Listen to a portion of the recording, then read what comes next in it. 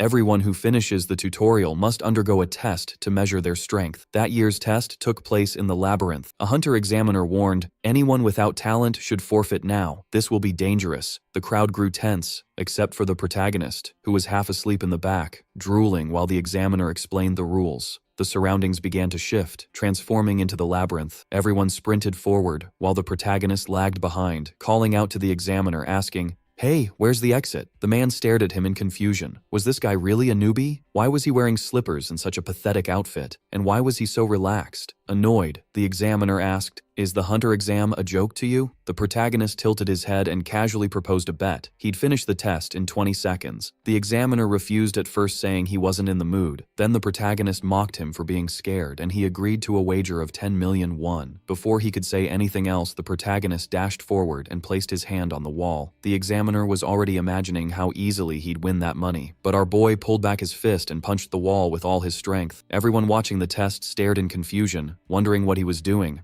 Then sparks exploded outward, and the entire labyrinth collapsed. With a single punch, he broke through to the other side. Turning back, he said calmly, "The exit's right here. Now pay me my 10 million. The professional hunters watching were left speechless, while the protagonist laughed, declaring that it was the easiest 10 million won he'd ever made. But first we gotta see what happened in the tower where he came from. Everyone is running in fear from the dungeon. They're being thrown around and blasted into the floor, while our guy just stands there, staring at the menacing final boss in front of him. The creature tries to intimidate him by getting closer, but unfortunately for it, the boy just laughs, clearly enjoying himself. The entire city has heard about this advanced player, the guy who just defeated the boss with a single kick. The creature can't understand how that's even possible in the tutorial, while the protagonist casually asks, "So, who's the real boss here?" He wears a crazed smile and goes completely wild. It looks like he's having fun, but in reality, he's bored out of his mind. Normally this boss kills 70 out of every 95 players. Yet here, it's taken down by a flying kick from this guy. This marks his 1394th clear. A portal appears in front of him, and theoretically, passing through it should return him to the normal world. But for him, things are different. Instead, he's sent back to level 1 of the tutorial. He starts laughing like he's about to snap. Dropping to his knees, he yells at the tower, demanding to be sent home. How many times does he have to do this? All his stats are above S+, something that shouldn't even be possible for someone his age. 12 years ago, alongside his companions, he cleared the tower. Everyone was thrilled to finally return to reality, but when they crossed the portal, he alone was sent back to the first floor. The tower declared that he had been cursed. That's when he began running the tower again and again. Over time, he encountered other players, helping them escape while remaining trapped himself. 12 years passed like this, until one fateful day when he finally defeated the boss and the entire tower exploded. With the tower's explosions, a portal appeared. From it, the boy stepped out. After 12 years and maxing out every stat possible, he was finally back on Earth. On the eve of the hunter's big test, live hunter mags buzzing about the mysterious vet. Info's scarce, and rookie Kang-hyun Lee might steal the spotlight. Lee, a martial arts whiz, is the journalist's focus as they question the vet's existence. Kang-hyun Lee, in the exam, dreams of becoming a legend, ready for battle. While others bail from a monster threat, Lee stands his ground, ready to throw down. Sword in hand, he's all in for his dream. A kendo champ with a trophy case, Lee's the top hunter in his crew. He knows a killer first impression's key to success. Lee remembers the protagonist's epic rise, an unstoppable force in the tower. Yun Lee, who saw it all, can't believe he got overshadowed, while the protagonist, victorious, announces his return. Now, in the ranking exam, Yun Lee and the others watch, stunned at the chaos unleashed. For safety reasons, the exam gets paused, and everyone's told to chill and wait for more info. Behind the scenes, the film crew is in panic mode, trying to find some clear footage of the chaos. The cameras, which were all about Yun Lee, totally missed the real MVP, who accidentally stole the show. The director, spotting the hero on screen, declares the rise of a new superstar. Yun Lee, feeling salty, glares at the snoozing hero, while the hunters chat about the explosion, clueless about the veteran player in their midst. Yun Lee, though, sees a chance to snatch back the spotlight. The committee announces the next exam is about to kick off, waking the hero from his nap. Determined to step out of the veteran's shadow, Yun Lee heads to the exam, ready to face some monsters. Sword in hand, Yun Lee takes on an ogre.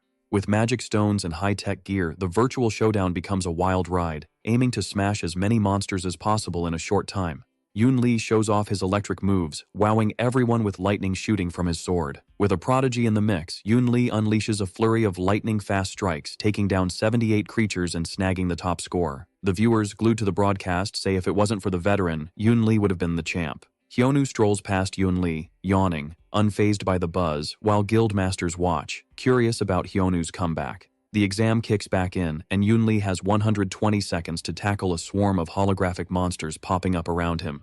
The audience watches the screen closely. The hero, even surrounded by monsters, stays super chill. The countdown hits 0, and the monsters charge at him. Moving like a bullet, the hero pops the first monster's head. He's so fast, the cameras can't keep up. The orc horde gets wiped out fast. It looks like the hero vanished, and the monsters' heads just started popping. Even the guild leaders can't track his moves, wondering if he's using some secret trick. They drop that idea since he just left the tutorial. Watching the slow-mo footage, it's clear the hero's just strolling up to the monsters and casually taking them out. No fancy moves needed. This insane power and speed freak out the guild masters, wondering what he did in the tower. When time's up, the hero stands in the room, surrounded by bodies. He took down 248 monsters solo, smashing the old record. The online crowd goes wild over his epic performance. Some think he used magic to move like that. Yoon Lee, reading these comments, crushes his phone, super annoyed that everyone's talking about Kim, not him. Fuming with rage, Yoon Lee punches his room's wall repeatedly. He worked so hard, even using shady tricks to climb the ranks, only to be outdone by some random. In the waiting room, a woman shows him a list, asking what's up with it. She explains it's a list of guilds wanting to meet him. This woman is Alice, the head of intelligence for the Hunters Association. She says loads of guilds are keen on him, thanks to his potential.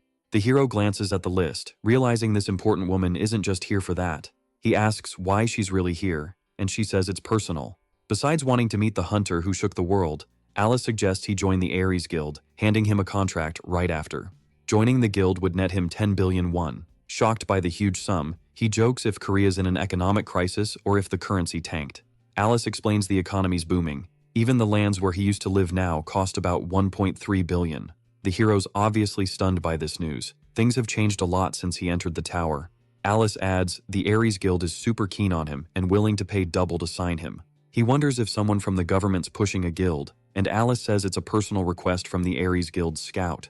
Alice says he doesn't need to decide now, but the hero cuts her off, already deciding he doesn't want to be tied to any guild, tossing the contract on the table. At first, Alice thinks he's joking, but the hero stands firm on his decision. After bouncing out of the room, he's deep in thought about the offer. In this world, it's all about give and take. They didn't just throw 10 billion at him for kicks. If he said yes, he'd have to hustle. Chillin' in bed, surrounded by a mountain of snacks.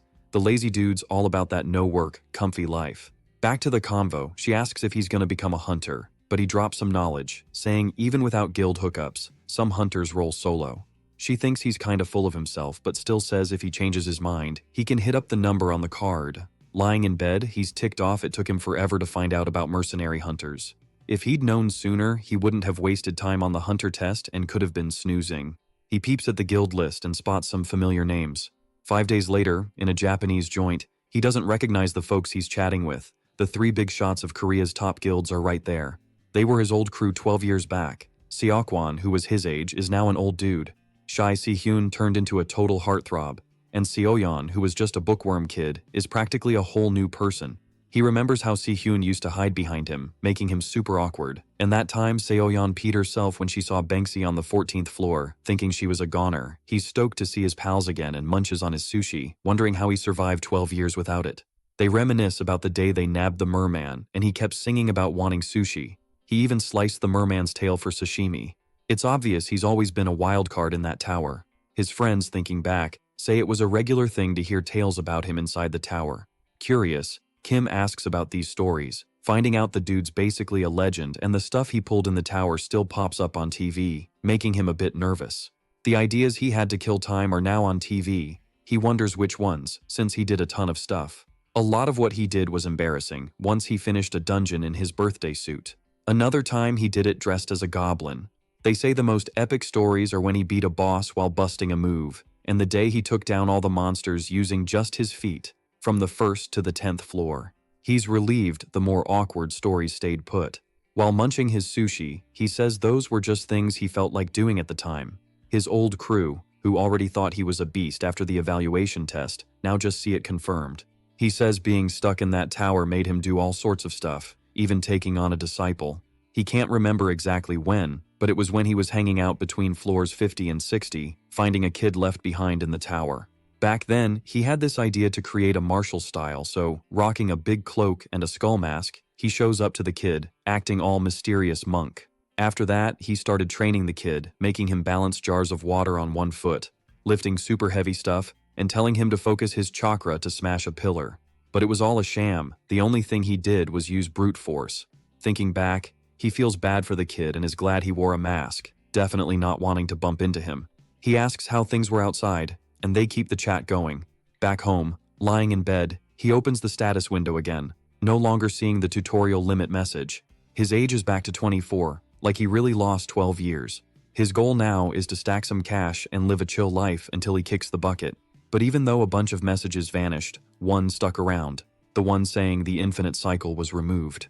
Opening the message, he finds a quest telling him to take down 3 bosses from these dungeons. At the same time, someone calls from outside his room. Opening the door, the doorman says some folks from the Ares Guild are here to see him. The protagonist says he's not interested, but the doorman keeps pushing. Seeing that they won't stop bugging him until he makes it super clear he's not interested, he follows the guard to where the recruiter is chilling. There, on the sofa, a dude in a suit with a guard behind him is waiting. Kim's all straight up saying he's made it crystal clear he's not joining any guild.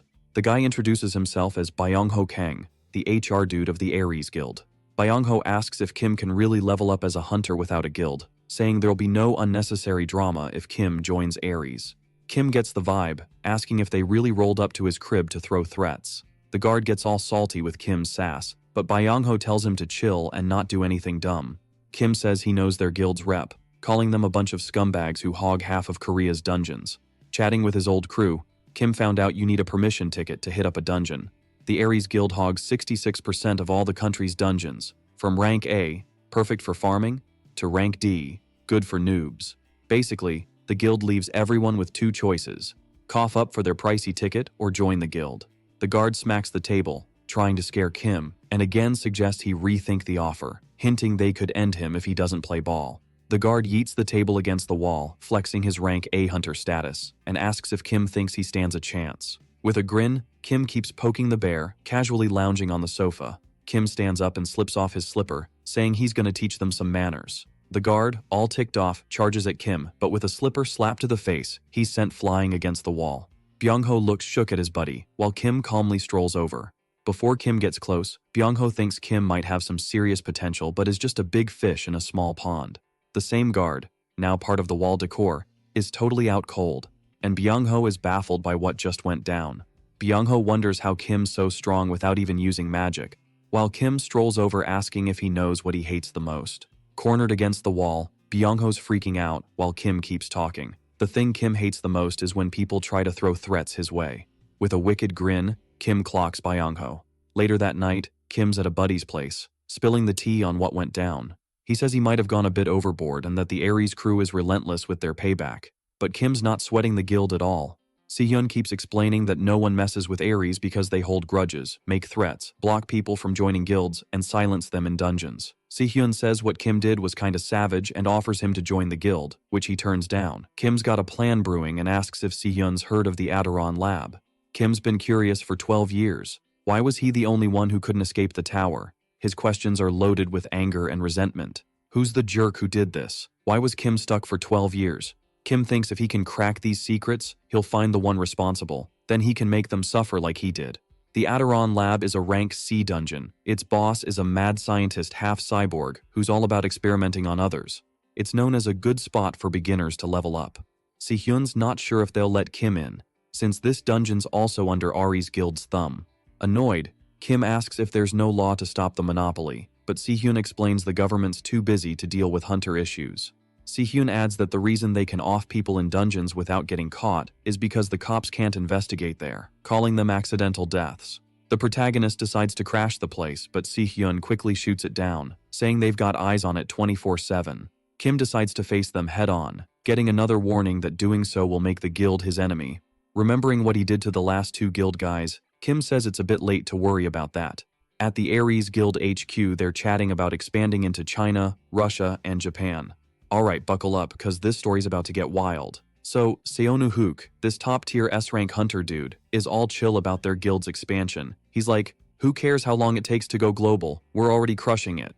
It's like when you're running from a dungeon boss, you just gotta be faster than the dude next to you, not the boss itself. Classic move, right? Then, one of his crew rolls up with a status report on Hyunwoo Kim. They use some fancy tech to check out his moves in the tutorial, and the boss is like, whoa, this guy's got some serious power.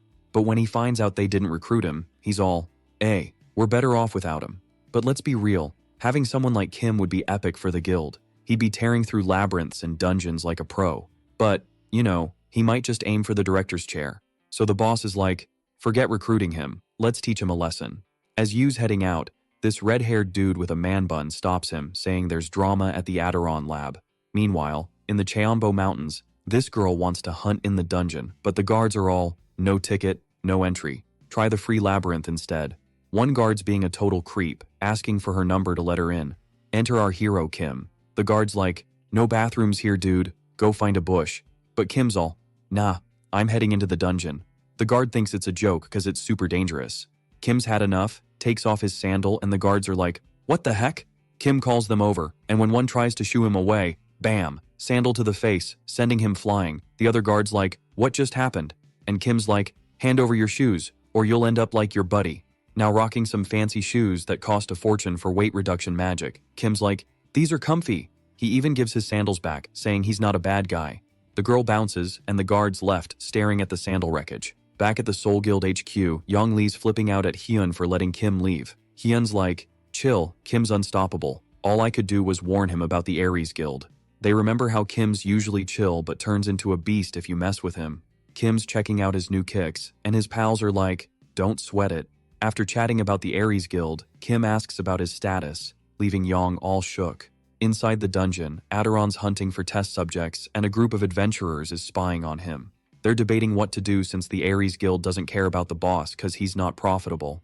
They figure they might as well take him on, but the young woman doubts their skills. They did some homework and found out the boss has high defense but weak attacks. If they can tire him out, they might win. Just as they're gearing up for battle, they spot a guy strolling up to the boss. They're all, who's this brave soul? Flashback to 12 years ago, Kim's pals learned about his tough childhood in an orphanage, where he was told to keep his head down and not show he was parentless. After his parents passed, his cousin dumped him in an orphanage and swiped his inheritance. Maybe because he lost trust in people, even though he's chill most times. If anyone tries to boss him around, Kim's got this wicked grudge he just can't hide. The giant monster, half cyborg, is all like, what should I try first? While making sparks fly with its blades. The main dude tells the monster to chill, but the boss just cracks up, wondering why it should even bother stopping. With just one epic kick, the main dude wrecks the boss's body, leaving everyone totally mind blown. Checking his status window again, one mission's down, and the next one's in the forest village. The adventurer squad spots him. He's the hot topic in the hunter scene, the advanced player. In the Ares Guild's basement, the guild master's sidekick is chatting with Cheong Myong, the guild's management chief. He shows off the main dude's evaluation, leaving Myong stunned that someone fresh out of the tutorials got 2 rank B attributes. Myong's like, this guy's basically a monster, and asks if they want him to handle this dude. They already know the main dude crashed one of their dungeons and joke about how embarrassing it must have been for the director. If the main dude's really that strong, maybe Myong can't just give him a lesson and might have to take him out, but he'll try to keep it low-key since his boss is busy with stuff in China. Things there are wild, cause 2 years back when the Pado Guild popped up, they pretty much took over half of China's dungeons. The guild leader, the mastermind behind it all, has only been out of the tower for 4 years, and all the top members are famous for their beastly skills. But the craziest part? The leader's identity, an S-rank hunter, is a total mystery. Since they're swamped with China stuff, they don't plan to sweat it over the main dude. The main dude, snapping pics, is blown away by how Tex leveled up, taking a pic of his buddy and freaking out that he can game on his phone. He mentions the dungeon he's eyeing is run by his guild, but the boss is MIA right now. Kim, all fired up, asks why, and the main dude says the boss got whooped a few weeks back. The real-world system's different from the tower. There, monsters bounce back in a day. But IRL, they play by different rules. Regular monsters regen constantly, but the boss takes a bit to come back. The main dude's worried he'll have to wait a whole month to beat it, but chills out when he hears it's just 2 or 3 days till respawn. He asks when he'll register his ranking with the Hunter Association, cause with that ranking, he'll score some sweet sponsor perks and cash. Talking money gets the main dude hyped, asking how much he can rake in. He breaks it down. B ranks can pull in up to 1.3 million, while higher ranks score way more. He himself bags 7 million won. Next day, Hyunwoo hits up the Hunter Association with Si-hyun. The dude at the desk asks if Hyunwoo's there to register, asking for his name. As soon as he finds out Hyunwoo's the guy who bounced after 12 years, he remembers Victor was on the hunt for him. Finding him kinda cocky for a newbie, he figures his score's gonna be rank B tops. He hands Hyunwoo a box, the Eye of Truth. It's gonna measure his status grade and flash it on the hologram nearby. When Hyunwoo grabs the box and the hologram pops up, the dude's jaw drops at the statuses shown there. He yells, saying it makes zero sense for Hyunwoo to have those statuses, and once again, Hyunwoo's news is blowing up. Internet folks are buzzing that, except for Magic, all his statuses are rank A and there's no one else like that around. On the drive back, Hyunwoo's amazed at how fast news spreads online. Si-hyun says it's bound to happen, cause besides his beastly statuses, he also stirred up drama in the Ares Guild dungeon. Si-hyun warns that the Ares Guild's probably got all the deets on Hyunwoo, and after today's heads up, they won't just sit around. While giving the main dude a heads up to be careful, Si-hyun's gaming on his phone. He cracks up, showing the phone. On the game's loading screen, there's a hunter striking a goofy pose, loaded with cheesy effects. Si-hyun, with a deadpan face, says that's him, leaving the car in awkward silence. The protagonists all, "Yo Si-hyun, how come you're always chillin' when other guildmasters are swamped?" Si-hyun's like, "Nah dude, I'm busy too, just took a day off to help you out," but the protagonist's not buying it. Back at the Ares Guild's underground, Myong and Cheonggang are totally wowed by the protagonist's power. Myong's all, "No worries, I got Cheonggang here, the hunter who's about to hit rank S in China." Meanwhile, in Forest Village, Hyunwoo and Si-hyun are just chillin', waiting for the boss to respawn. As they go deeper into the forest, some dude's watching them with a grin from a few meters away. The protagonist's like, "Who's this dude tagging along with us?" Si-hyun's all, "He's just here to help gather some materials." The protagonist's confused, but Si-hyun explains the boss drop stuff worth 20 or 35 million won. Shocked, the protagonist's like, "What do people even do with this stuff?" Si-hyun's like, "Well, someone dressed like you wouldn't get it, but they're for making weapons and armor." The helper's like, "Mind if I record this raid?" Streaming's a cash cow. Hyunwoo, the top mercenary, wants an 80% of the profits. They keep trekking deeper into the forest. Si-hyun hands the protagonist a map, saying the forest's a maze further in. The protagonist, clueless about maps, just tosses it and heads for a big tree. He tells the helper to get a good shot as he gears up to punch it. His punch is so epic it clears a path to the boss, a two-headed ogre. The helper's blown away by Hyunwoo's skills, filming and following to the boss. With a leap, the protagonist's up at the boss's height, dodging attacks and climbing its shoulder. He kicks it down, climbing on top of it. Under the moonlight, in seconds, the protagonist takes down a dungeon boss. The helper's stoked, sure his vid's gonna blow up, while the tree guy's grinning wickedly. It's Cheonggang, checking out the protagonist's skills, thinking he's the real deal, an advanced player. His stats are insane, no magic or skills needed, but Cheonggang's already figured out how to beat him. Tomorrow, when he hits the swamp, is the time to strike. The protagonist, already there, feels weird when his phone buzzes. It's Seoyeon, worried about him. He keeps moving forward. He's not scared of the Ares Guild or anything, cause he's a beast. Yesterday, Seoyeon asked why he's heading into Ares territory, and he said he's got stuff to do. She pressed for details, but he kept it vague. She wondered if he's just beefing with Ares, and he admitted kinda. Seoyeon sighed, knowing he's capable, but still worried, asking him to dodge guild members. Since the swamp's a rank A dungeon, Ares is probably waiting to invade once the boss respawns. The protagonist nods at her advice, but he's definitely not following it. In the dungeon, he bumps into a guild member who threatens him with a knife. The guy's yelling, trying to scare him, while the protagonist remembers his friend's words. Seeing the guy ready to attack, the protagonist's like, "Do they ever learn? They disrespect me, then get wrecked." The protagonist, already over it, says it's always the same, ticking off the guy who charges at him. An explosion goes off as the protagonist casually strolls away. Walking on the swamp's squishy ground, a monster in the water spots him and charges. In front of him, a massive 20-meter crocodile, the protagonist impressed by its size. Remembering his friend's tips, he knows its hide's tough and its teeth are worth bank. The protagonist grins wickedly, charging at the boss, landing a solid hit. He says he'll take it down fast and loot everything, but the monster tries to flee. The protagonist grabs both tails, stopping it from diving into the water. The desperate monster hears him talking about a move called Giant Swing as it spun wildly in the air. He yeets it into a mountain, but, plot twist, the croc's a tough cookie and comes back for round 2. Seeing the boss's killer vibes, the main dudes all, wanna get smacked again? While Cheongang's just chillin', watching. The croc lunges, and Hyonu's ready to end it, but then, bam, shiny chains snag his legs. Cheongang, sneaky as ever, ambushes Hyonu, saying it's game over as the boss gets ready to chomp. Hyonu's quick with his hands, dodging the boss's bite, but then he spots these bright red chains on his legs. Totally baffled, he's like, "What the heck?" And Cheongang, perched on a rock, goes, "Magic chains, dude. Perfect for someone with zero magic." Sitting there, the main guy's all, "Who even are you, bro?" Cheongang hops down, saying he's from the Ares Guild, sent to handle Hyonu personally. Covered in dirt, the main dude's like, "So, you're a guild hitman?" And Cheongang's like, "Bingo." Cheongang's impressed by Hyonu's raw power, tossing crocs like it's nothing. He knows Hyonu's strong, but with these chains, he's stuck. Hyonu struggles to break free, but nope, those chains aren't budging. Cheongang's all, "These aren't just any chains, they're magic, so you need magic to break them." This whole setup's tailor-made for Hyonu, fresh out of the tower with zero magic skills. Hyonu's like, "Am I really in deep trouble?" stressing Cheongang out. Cheongang's like, "Everyone acts cool when caught off guard." The main dude keeps playing it cool, making Cheongang even more ticked off. Cheongang whips out his sword, ready to strike Hyonu. As soon as the sword hits, Cheongang triggers a massive explosion. Cheongang thinks he's won, but when the smoke clears, Hyonu's chillin', asking if something was supposed to happen. Cheongang's jaw drops. His attack did zilch to Hyonu. Cheongang tries again but gets a surprise punch, flying far away. Hyonu strolls over, saying Cheongang should have chained his whole body. The guy's baffled, asking how this is possible as the chains vanish.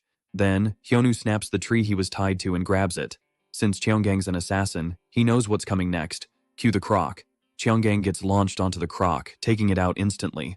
A mission complete alert pops up saying the status window's getting an upgrade. Back at the Ares Guild, Mayung finds out Cheonggang got wrecked by the main dude. The tree Cheonggang was tied to is now Swamp Chow, no remains to recover. Cheonggang was a beast with 2 S-rank stats and 7 abilities, yet Hyonu beat him. Myung's stressed, wondering how to handle Hyonu now. Back home, Hyonu's lounging on the couch, deep in thought. He sighs, then checks his status window. New stuff's added. Hyonu's got a status scan ability and a system invite to be a temporary guardian. Hyonu's not sure what's up, but he's stoked something's different. He thought he'd finish the mission and get tower intel, but instead he got an invite that expires in 2 hours. Sihyun comes home asking if Hyonu's eaten yet. Hyonu uses the chance to test his new ability. With status scan, he checks others' stats, but it's low level, so info's limited. Hyonu's annoyed, calling it useless, making Sihyun think it's about him. Chilling on the couch, Hyonu waits for the system update to learn about the tower. When the clock hits midnight, everything goes dark, and Hyonu's teleported to a room. In the room, a woman waits, sitting at a table in front of him. With a blank stare, she greets him, saying she's his assistant, Av. She says as long as Hyonu's alive, they'll meet often. The main dude's hyped, thinking he'll finally get answers, like why he was stuck in the tower. Face to face with Av, Hyonu waits for her to spill the tea. He asks for an explanation, but learns she only answers questions. For his first question, Hyonu asks who trapped him in the tutorial tower, but she can't answer, 'cause his status scan's too low. Hyonu's frustrated, realizing he needs to level up the scan to get answers. He keeps firing off questions, but she's totally ghosting him, leaving him so stressed he gives her a flick on the forehead. She's got no clue who she is or why she brought him, so she's got 0 answers for his questions. Av spills the tea. The Guardians are the ones who defend, simple as that. Hyonu takes a deep breath and just gives up, asking what he really needs to know. She breaks it down, saying since Hyonu's just a temp guardian, he'll get the full scoop once he levels up. Hyonu's all, "How do I become an official guardian?" She's like, "In 5 days, a rift's gonna pop up where you live. Deep inside, there's a key to boost your scan level. Grab it, and boom, you're a legit guardian." Heading home, Hyonu's deep in thought, ready to do whatever it takes to get the 411. Next day, Hyonu's with the guild masters, dropping the bomb that a rift's gonna show up. Everyone's jaws hit the floor, 'cause a rift means chaos is coming. At the Ares Guild HQ, the director's so mad he punches the table after hearing one of their top guys got wrecked. He's raging, saying to spare no expense for payback. The director's all, "Hire a merc stronger than the last one. I want Hyonu gone." Once Hyonu's out of the picture, the director's gonna focus on the Pato Guild, 'cause their members are getting picked off by some masked squad. Then, the protagonist's eyes are glued to a ring, a tiny thing worth over 2 billion won, found in labyrinths. The protagonist's curious, what's the deal with labyrinths versus dungeons? They explain labyrinths have cool artifacts like this ring, while dungeons are just monster loot and magic stones. They say this ring's got enchantments, like something straight out of a game. Using his skills, Yanu finds out the ring's a Class A item with pyrokinesis, but his low-level skills can't see much more. Feeling his skills are kinda meh, Hyunu figures once he's done with his mission, he should hit up a labyrinth. He recalls his chat with Av and asks if they know about a rift, putting everyone on high alert. Basically, a rift's when the ground just splits open and monsters flood out. People who've seen it call it the gates of hell. AV was so chill about it, the protagonist thought it was no biggie, which ticked him off. Hyonu's like, what if a rift opened in Korea? Everyone's deep in thought, knowing they might stop a low-level rift, but it'd still wreck the place. Some guilds would try to fight the rift. Ares Guild would probably send in some nobodies and claim they saved the day. The protagonist eyes his plate and tells everyone to eat up and rest for the days ahead, leaving them scratching their heads. A few days later at the airport, people notice a mini earthquake. It ramps up and the ground starts cracking. A red rift slowly opens, growing massive. Meanwhile, in a far-off castle, a hooded dude approaches a big round table. He's like, the 9th class has awakened. The guy at the table asks if it's fully awake. The hooded dude says it's not yet, but it's about to be. The timing's perfect. This demon-like guy eyes Hyunu, pumped to see what he's got. Back at the airport, people are freaking out from the quake. Some stay standing, but others drop to their knees. A news chopper overhead warns everyone to bounce because of the rift. The airport's locked down, hunters are on the scene, but monsters keep pouring out. It's turning into a full-on human versus beast showdown. Monsters are relentless. Some folks are too freaked to do anything, but one team member uses their skills to trap some monsters, buying time to take them out. As a seasoned hunter, he tells the newbie to get up and keep swinging. Even after taking down a bunch of monsters, the hunter sees things are getting worse with no backup in sight. No matter how many they take down, more keep coming. They gotta hit the right spot where the rift opened. He hears a noise, turns, and sees a giant skeleton rolling up. It's a rank A monster, making everyone lose hope. As the skeleton's about to strike, the hunter yells for everyone to bail while he tries to block the attack. Even though he's defending himself, the hit is so strong it sends him flying, crash landing into a car. Ouch, right? The skeleton's all up in his face, ready to finish him off, but then, boom, Hyunu steps in. Hands in pockets, Hyunu just kicks the skeleton's head off. Talk about a casual flex. Everyone's like, whoa, it's him! Hyonu's black outfit screams advanced player from the news. Checking out the skeleton damage, Hyunu pulls up his status window, realizing he needs to dive deeper into the airport for the key. People are all, dude, he just one-punched a skeleton. But then, bam, monster horde attacks while they're distracted. Hyonu's like, guess I gotta help out, until backup shows up. He grabs the giant skeleton's bat, does some epic air spins, and hurls it into the monster crowd, taking out a bunch. The crowd's watching, feeling all hopeful, thinking Hyonu's got this. But then, plot twist, he bounces, leaving them to fend for themselves until help arrives. They're fighting non-stop, getting tired, but the monsters keep coming. The general's like, if we quit now, it's game over for everyone. The general gets sneak attacked, but bam, monsters down with one sword swipe. Soul Guild leader to the rescue. This dude's rocking a sword and samurai gear, ready to rumble with his guild squad. A noise from behind a car pile grabs his attention. A dead monster drops next to them. Soyeon shows up with her guild, and soon after, Seokwon rolls in too. With all the guilds here, the general's feeling saved. Soyeon's like, where's Hyunu? He should have been here first. The guy's like, he just jumped into the rift, which his friends totally saw coming cause he's impatient. Now, they're all together, launching a counterattack against the monsters. Seokwon powers up his shield, leading the charge, taking out a bunch of monsters. Sihyun's all ninja-like, slicing through monsters with quick moves. Meanwhile, Seoyeon's zapping monsters with lightning magic, blasting them with energy spheres. Hyonu's checking out the abyss. Av says he needs to hit rock bottom. He spots a monster path and finds a car nearby. Idea time. He rips off the car doors, uses them as shields, and jumps into the monster horde. A goblin tries to warn its buddies, but too late. The real beast is here, and they're freaking out. Hyunu charges like a buffalo, tossing monsters everywhere. Some tumble back into the abyss, and he knows he's close to the bottom. He ditches the car doors and leaps into the abyss, landing on a monster pile. At the rift's bottom, a red monster approaches, looking all boss level with crystals on its body. The Crimson Climber's got the key Hyunu needs. Hyunu charges in, throwing a punch, but the monster dodges and counters, sending him flying. He's shocked, no time to think, as the monster's on him. Hyunu dodges, counters with a kick and punch, knocking the monster down. The monster's babbling something, pointing at Hyunu, but he doesn't get it and keeps attacking. The monster blocks his punch with one hand, counterattacking fast. Hyonu's struggling big time. Seeing a cut on his belly, Hyonu wonders if it's time to use that ability. Standing up, he tells the monster it's in trouble now. Not getting it, Hyonu strikes a fighting pose. Total martial artist vibes. Back in the tower days, Hyonu remembers martial arts stories where folks escaped trials after enlightenment. He knew it was movie stuff, but kept training, hoping for enlightenment to escape the tower. At first, he just copied TV martial arts, but it was pointless. His punches did zilch against monsters. Hyonu thought it was all a waste until, boom, he just yeeted a monster's head off with one punch. All those stats from clearing the tower a gazillion times turned his fake skills into the real deal. Hyonu tried to forget those cringe days. While he's prepping, the monsters all, surprise attack. Even with a punch incoming, our dude stays chill and busts out Emperor's Fury, smashing the monster's head. The punch is so epic it blasts a hole in the rocks nearby. Seeing the chaos, he's glad no one's around. And yeah, shouting move names is kinda cringe. He snags the key, updating his mission.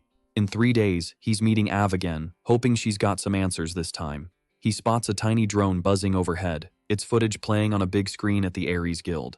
They're shook by his power display. The chief's all, is he really A rank? His assistant's like, yup, official hunter stats.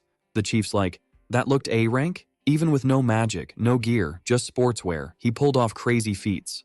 The chief asks if you got the info. He thinks brute force has limits and orders full prep to take him down. Next day, at the Hunters Association, reporters snap pics of guild leaders and our hero. They're getting props for fighting the rift. Everyone's in suits, but our guy's rocking sportswear, being filmed by the raid assistant in the forest. He's stoked with all the viewers on his live stream. Comments flood in as he gets his award. A military-looking dude checks him out, asks if he needs new clothes, but gets a cheeky reply, leaving him super annoyed. After snagging his awards, he asks if he can bounce, but before they answer, he's out of there. His friends aren't even surprised. He's all about breaking the mold. Cut to the Pado Guild Castle in China. A woman in a hot tub watches TV, seeing him fight the Crimson Monster. She checks out his moves, gets startled, hops out, and demands his name. Her assistant says he's Hyonu, fresh out of the tutorial. She orders a full background check on him. As the assistant agrees, a dude in a white kimono enters. He greets her with news about the Weon Guild's takedown. Without looking, she asks for the scoop. Turns out they snagged all the southern dungeons, but an exec got nabbed by the Ares Guild. As she dries off, she says if an exec got caught by noobs, he doesn't deserve the guild. She ties her hair, saying it's lame they can't dominate all the guilds in their turf. Watching the screen with a fiery gaze, she says it's a small price to keep their vow. Back in Korea, Seoyeon asks if he gets how famous he is now. He's a public figure but doesn't get how tough that is. Online, people post news and troll him for getting the award in casual clothes and sandals, then bolting. Hyonu doesn't care. He won't see them again, and he's living his way, leaving his friends worried. He stands up, saying he's gotta bounce. When his friends ask where, he says he's got a date, leaving everyone shook. When he leaves, everyone's worried. Even fresh out of the tower, he's made a ton of enemies.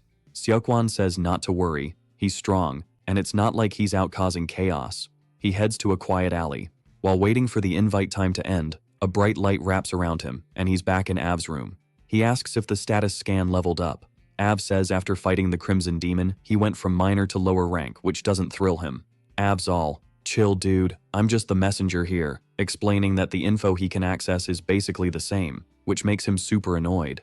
But now that he's a legit guardian, she spills the beans on the tasks he's gotta do, and once he nails them, he can find out whatever he wants.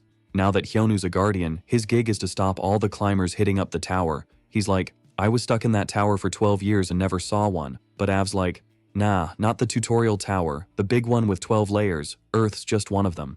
Hyonu's job is to guard the 9th layer, Earth. Hyonu just wanted to know who locked him up in the tower, and now he's Earth's bodyguard. All this is way too much for a guy who just wanted some chill time. AV warns if Hyonu doesn't stop the climbers, the 9th layer's toast, which means game over for him and his buddies. Hyonu's fuming about having 0 choices and just having to follow orders. Av tries to smooth things over, saying it's not exactly like that, but it just makes him more ticked off because she's got no solid reason. Av, the big boss of the new system, is being way too soft on Hyonu. She calls his name, switching to a serious tone, but Hyonu fires back even more seriously, making Av realize this tactic's a flop. She switches gears, explaining they picked Hyonu as a guardian for his own good. Plus, there are rewards, more climbers he takes down, more goodies he gets. Hyonu's all chill now, asking what scan level he needs to find out who the jerks were that made the tower and trapped him. Av repeats his scan level needs to be higher to get that info. Hyonu asks how many climbers he's got to take out to level up, but Av says there's no magic number since they've got levels too. To get the scoop he wants, Hyonu needs to take down 5 high-ranking climbers. The Crimson Demon he fought was probably a low-level climber, so now he gets how this system rolls. Back at his crib, Hyonu's in a library, checking out his status window. The only new thing is he'll get a ping when a climber shows up. All this wild stuff about Earth being in a tower and him needing to be the hero is super confusing. So, to keep it simple, Hyonu just needs to smack some monsters until he figures out who locked him in the tower. While pondering this, he gets a call from Seoyeon. She's like, "Dude, you're in deep trouble. Check the news ASAP." Hyonu flips on the TV, and the hosts are chatting about the murder he pulled on an Aries guild member. He heads to Seokwan Han's place. Phones are blowing up, but he's just chilling on the couch. Seoyeon says Hyonu was already a big deal after leaving the tutorial tower. After soloing the Rift, his fame skyrocketed. But now, with murder charges, other countries might start eyeballing him. Hyonu's like, "Why the panic?" Seoyeon, fuming, asks how they couldn't be worried. He looks at her, feeling weird. It's like getting nagged by a wife, but he's never been hitched or had a girlfriend. So he asks if Seoyeon's into him. She takes a deep breath but can't hold back her rage, sparking her lightning powers, and she's like, "You think I'm joking? Say one more thing like that, and you're toast." Sehyun rolls in, showing his phone. Tons of missed calls from reporters, and Hyonu's trending #1 on Twitter. Seokwan's like, "Not the first time this happened," and Sehyun reads some articles about them. The articles, besides talking about Hyonu, are trying to trash the other guilds. But Hyonu's unfazed, which blows his friends' minds with his total chill. Seokwan suggests just keeping the phone off, like him, and mentions the press conference kicks off in 30 minutes. The other two, clueless about the conference, ask if he's got a plan. They even think Hyonu's gonna throw down with all the journalists and declare war on the Aries Guild. Hyonu's bummed they think he'd do that, while Seokwan cracks up at the whole scene. At the Aries Guild, the director's all, "Is everything on track?" Yu's like, "Yup," and spills the tea. Public opinion's a mess, so it's gonna be tough for our hero to wiggle out of this one. The director's grinning, thinking, first strike wins, and since peace is off the table, he's ready to outsmart Hyonu and finish him for good. At the press conference, reporters are buzzing, asking if Hyonu really went after the Aries Guild. Our hero, seeing all the cameras, is like, "I have no clue how these things work, so I'm winging it." Hyonu picks a reporter who asks how he's feeling. He just goes, "It sucks." Another reporter's like, "Did you really off an Aries Guild member?" And Hyonu's all, "Yep," leaving jaws on the floor. He adds, "No clue why Aries is acting up. I just said no once." And they flipped. They roll the footage of his showdown with the assassin. Everyone's shook by the plot twist, eyes glued to the screen. The whole chat with the assassin's on blast. They ask where it was filmed, and Hyonu's like, "Swamp Dungeon, where I was boss hunting." People are skeptical, saying the vids could be fake, but Hyonu's ready, pulling out a phone, the assassin's phone. He doesn't know what's on it, it's locked, but he'll find out at the police station. He adds, as a newbie fresh from the tower, all he could do was defend himself. Hyonu also mentions the assassin got chomped by a mega croc in an ambush. Everyone's scribbling notes and posting online. He leaves the presser, annoyed by all the drama. Now the tables have turned. Hyonu, once accused, is now the hero, while Aries is called out for lying. In the office, the director's fuming that Hyonu flipped the script with just some audio. He thought Hyonu was all brawn, no brain, but he's not giving up. At a restaurant, his friends are wowed by his smarts. They didn't think he'd snag a recording and the assassin's phone. But Hyonu says the phone wasn't the assassin's, he just grabbed it randomly. They ask if he's fibbing about other stuff, but Hyonu says the recording's legit. Since Aries was sketchy, he recorded everything, not knowing it'd be gold now. They worry if the cops get the phone, he'll be busted. But Hyonu's like, "Aries will come knocking, and I'll tell them to scram my way." The Aries Guild's based in the USA, one of the biggest guilds worldwide, with HQs everywhere. But no place has as many dungeons as Korea. Whether it's a bad plan or a deal, Hyonu's unfazed. They've got more to lose, he doesn't. Later, in a parking lot, Hyonu tells Sehyun to head home. He needs a stroll. He hits an alley and senses he's being tailed. He knew this would happen solo, but not this fast. A guy steps up saying someone's looking for him and he should come along. Hyonu's like, "Nah." But the guy's all, "I'll make you." Hyonu's amused by their guts while pulling veggies from the ground. The ninja's ticked by his sass and attacks with magic, but Hyonu blocks it with cabbages. Seeing their boss tossed aside, all the ninjas rush him, using every trick in the book, but none of their moves can scratch him. After the ninja swarm, Hyonu's like, "Done tickling me?" Then, as they deserve. He leaves them all in a semi-vegetative state. The beatdown's so epic, the last ninja begs when it's his turn. Lucky for him, Hyonu needs a guide, so he agrees to chill if the ninja takes him to the boss. In the outskirts of Gwangju, in Gyeonggi-do, deep down in an underground bunker, a ninja's chatting about how the guild's hustling to build the place and mentions some shady stuff. That's when a buddy tells him to zip it, cause only a spot like this takes in hunters like them. Finally, the convo shifts to the main dude, who's been all over TV, totally fearless.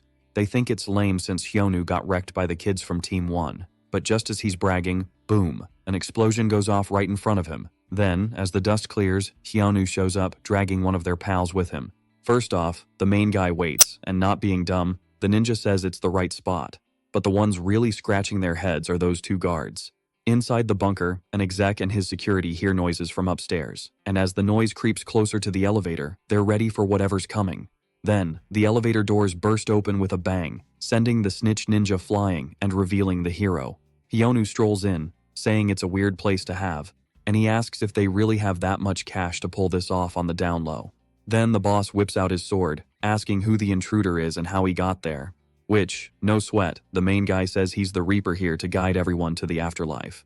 Switching to a creepy warehouse where they're using some sketchy confession tricks on a pink-haired girl, Hyonu asks if she'll spill the beans soon, since it looks like the guild ditched her.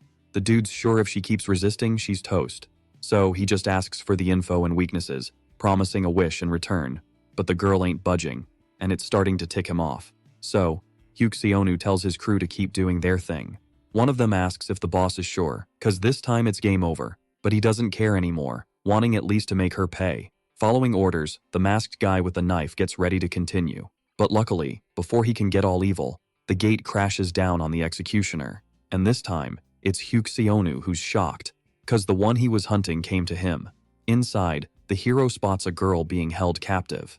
Then he jokes about Hyonu not being cool for bringing someone else after inviting him. Hyonu still wants to know how Hyonu's there when he sent his team to wipe him out. So, the main guy makes sure to say they took a break, just like the other assassins behind him, and left the boss to choose between talking or getting buried. The boss is still stunned, totally frozen. So, his security, one of the trained assassins, steps up to take out the threat. But since Hyonu handled a whole squad, one dude's no biggie. After taking down the security, the hero jokes about why they're so hostile to a guest, which clearly starts to drive Hyonu nuts. He'd said the hero was rank A, but the hunters here were at least rank B+, with some A+ pros. But even those picked to catch him, almost rank S, got wrecked. It was in the report he soloed the crevasse boss, even though Hyonu wanted to think it was no biggie. But now it's clear the main guy's an S rank, definitely top tier. So even though he's also an S not as high, he could easily lose. Finally, Hyonu snaps him out of it by asking if he's deaf. The hero asks if the other can decide soon whether he wants to take the beating or talk. Then naturally, that boss gets irritated. But, not being a fool, calms down and decides to talk. Until he discovers the extent of the protagonist's power, he knows he shouldn't act rashly. However, right after sitting at the table, Hyonu asks if they can start with the payment. As Hyonu doesn't quite understand, the hero explains that he is referring to compensation for the damage caused by Ares. After all, besides sending hunters after him, they also had the audacity to spread false information, which, obviously, the protagonist would not let go without compensation. To break it down, the dude's asking for 10 billion won for damages and some beginner dungeons. No biggie, right? So the boss is all chill at first, but then he gets it and bam, slams the table, yelling, "It's extortion." Hyonu's like, "Nah, it's fair for a company this size." And the boss can't really argue with that logic. Sure, 10 billion isn't pocket change, but the boss is sweating over those dungeon rights. Cause, it means Hyonu wants to hog all the new hunters for himself. Hyonu's like, "Is there any point in arguing? I offered cash before, and you said no. But if it's prestige he's after," the boss is like, "Join Ares, and you'll get mad support." So, instead of beefing with a big guild, he could have them as buddies. But talks go south cause Hyonu's ticked about other stuff getting mixed into his deal. Plus, there's this girl tied up next to him, and she's totally clueless about what's going on. Finally, Hyonu's all, "I got this, and if you mess with me again, you'll regret it." Hyonu's feeling super dissed, but Hyonu circles back to the main point. And, giving the choice to accept the terms or go all out, the boss's choice is clear, even if he hates it. Later that night, when the hero rolls home, Si-yeon's like, "Whoa, dude," especially because he's got this unconscious girl with him, and she's a total mystery. In some spooky place, way different from the usual, a young dude's wandering through a wrecked castle, until he finds this tower entrance, and it's go time for the 9th layer challenge. Back in the real world, the deal wraps up with 4 dungeons, 11 billion, and the girl he brought along. There's a strong hunter, but the hero's like, "I can handle whatever comes." Finally, Si-yeon's curious why he brought the girl, and it's said she's his safety net. And also, cause he's worried about some personal stuff he hasn't spilled yet. Finally, Si-yeon bounces to snag some loot, cause dungeon bosses are gonna respawn. Later, the hero checks out the tattoo on the unconscious girl. And no matter how much he stares, it looks a lot like the mask he was obsessed with, reminding him of the Void's first rule. Finally, opening the status window, the girl's name pops up as Hong Lin, and her stats are solid. Still, she's not super special, and since he can't see everything, he's itching for answers when she wakes up. Before anything else, out of nowhere, an urgent message drops about a new climber on the 9th layer, and the system's like, "Hey, wanna be a guardian when the timer hits 0? Obviously he's clueless, and to make it worse, there's only 5 seconds left. So, before he can even think, he's yanked by the girl who instantly calls his name, and shouts that someone is zooming in fast. Hyonu's like, "Who's this person?" And it's said to be the next climber. About who they are and when they'll show up, the girl just pulls up that window again. But now she gets a playful flick on the head from the hero, realizing if not for the alert, he'd be in the dark. Av tries to explain again that it's not her fault cause his authority's low, but if she didn't know who was coming, why call him? But the girl's like, "Nah, it's not that simple. I need a favor." Context is, this climber's tougher than the last, and the guardian's gotta gear up. About what he needs to do, the girl suggests he awaken his mana for some backup. Hyonu's getting hyped about facing a high-level opponent, but Av's like, if that's the case, the world's toast. Finally, she insists the hero won't win without magic, but even when asked, she's clueless about a crevasse happening. Av's in the dark on details, but a climber's all about their skills and achievements. Recapping, Hyonu gets there's an intermediate climber coming, and he's in hot water without intel. Then, Av shields her head, yelling for him to quit picking on her. After all, in her view, treating a cute girl poorly is just bad manners. But sadly, the hero spills that his parents died in a car crash when he was just a kid, which makes the girl say sorry for being thoughtless when she should have been dropping some wisdom bombs. But hey, the hero's chill with it, and since there's no beef, Av thinks Hyonu might have a soft side. In the Orang Guild's skyscraper in Gwangjin-gu, someone yells, "Yo, what's up?" She hollers that this magic trick's gotta be a scam cause she can't feel the mana vibes. Turns out it's Hyonu venting cause he could be doing his own thing. Seo-yeon, though, is skeptical cause she's never heard of a hunter winning without a mage's backup. That's why, in her book, a mage like her is key to channeling mana. Suddenly, Seon pops up asking what's the deal, and since it's day 4, it seemed like he was there to roast the hero. But nah, he just came to drop a message from the hunter's crew. The hero just started a guild, shocking everyone. Now with some dungeons in the bag, he just needs to chase other stuff. The guild's called Guardian, and the person he brought is still out cold. Hyonu even jokes if she's turned into a veggie, but luckily not, so it's just a waiting game. But since she's been stuck like this for days without feeling mana, she's clueless if it's working. Seo-yeon suggests finding someone who can tap into the mana source, like Nakagawa Yasumi. And since the hero's lost, it's explained she's the boss of the Izanami Guild in Japan. She's got this wild skill called Blood Flow, which can control blood and boost stats. That's why the hero's hyped, but going to Japan just to meet her sounds like a drag. And more annoying than that would be if the hero accidentally messed up the magic circle, which, oops for Seo-yeon, is exactly what happened, so Hyonu had to yell for her to chill and promise to fix it. Later, outside the intermediate lab in Suganami, Tokyo, Japan, the Izanami Guild's boss, Nakagawa Yasumi, is called to help with shouts. Cause right in front of her a weird dimensional cut's creeping closer. She yells, telling her squad to dodge, but they're too slow for the attack. Sadly, she's the only one who dodges, surviving, but clearly shook by the chaos. Anyway, no time for tears cause the culprit's creeping closer with a blade. Seeing this, Nakagawa nervously asks who the heck she is. Then, despite dodging his blade by luck, the young dude says he'll spill the beans. Finally, he wonders which of his many nicknames to use. Some call him a climber, others a destroyer or god of the lightning sky. But his real name's Cheonma, and that's the last thing Nakagawa hears. Meanwhile, back in Korea, another urgent message hits the hero, this time about the climber's Japan arrival. So he brushes off Seo-yeon's gloom and asks for a lift. On the way, the news gives a taste of the madness going down. And since he hasn't nailed magic yet, Hyonu's a bit stressed. During the ride, Sihyun can't help but ask why the hero's Japan-bound. So, as usual, he makes up an excuse, but there's still the passport issue. And maybe, in the rush to beat the climber, Hyunwoo forgot he doesn't have one. In the Hunters Association's Japan branch conference room, a bigwig asks how Nakagawa's still around, given she was declared dead, so she says she revived thanks to an artifact. Anyway, the question is if Cheonma's really that OP. With an S-rank's death announced, other hunters are hesitant to step up. Since even Nakagawa couldn't beat him, the others would likely fail too. So they need help, and with the local crew tied up, all they can do is watch the chaos grow. That is, until suddenly, on the livestream, an unexpected face shows up. Our hero's already in the thick of it, despite the passport drama. Then, facing Cheonma, he tries to open the status window, but it's a no-go on climbers. Hyunwoo jokes about the enemy looking like an oriental drama star. But without any chill, he asks who the hero is and attacks before hearing. Hyunwoo's on high alert, cause when the hit lands, the wind's like a wrecking ball, smashing buildings. Then, using his speed boost, Hyunwoo sneaks up behind the dude, landing a punch right on his guard. Grinning, Hyunwoo asks for the guy's name again, and since he dodged the blade, the dude finally spills it. Cheonma keeps up the pressure with another long-range move that barely misses our hero. Hyunwoo clocks that the dude's fast, but not so fast he can't keep up. At first his moves look basic, but they're actually a combo of slashes all at once. So, it's clear to Hyunwoo he needs to stop that sword swing, cause he's got the edge up close. Thinking fast, our hero moves in, landing a punch right in the guy's gut, and he doesn't waste a second chasing him down to stop any time gaps. But Cheonma, even bleeding, starts having a blast. And then, bam, he unleashes an electric aura that's untouchable. Strolling over, Cheonma asks who Hyunwoo is, cause compared to the lower floors, he's the strongest. Back in the conference room, Sihyun's watching everything, asking if the crevasse showed up at 2. Nakagawa nods, feeling bad for letting the hero go. When Hyunwoo got off the plane, he just bolted, so Sihyun's wondering why he was so eager.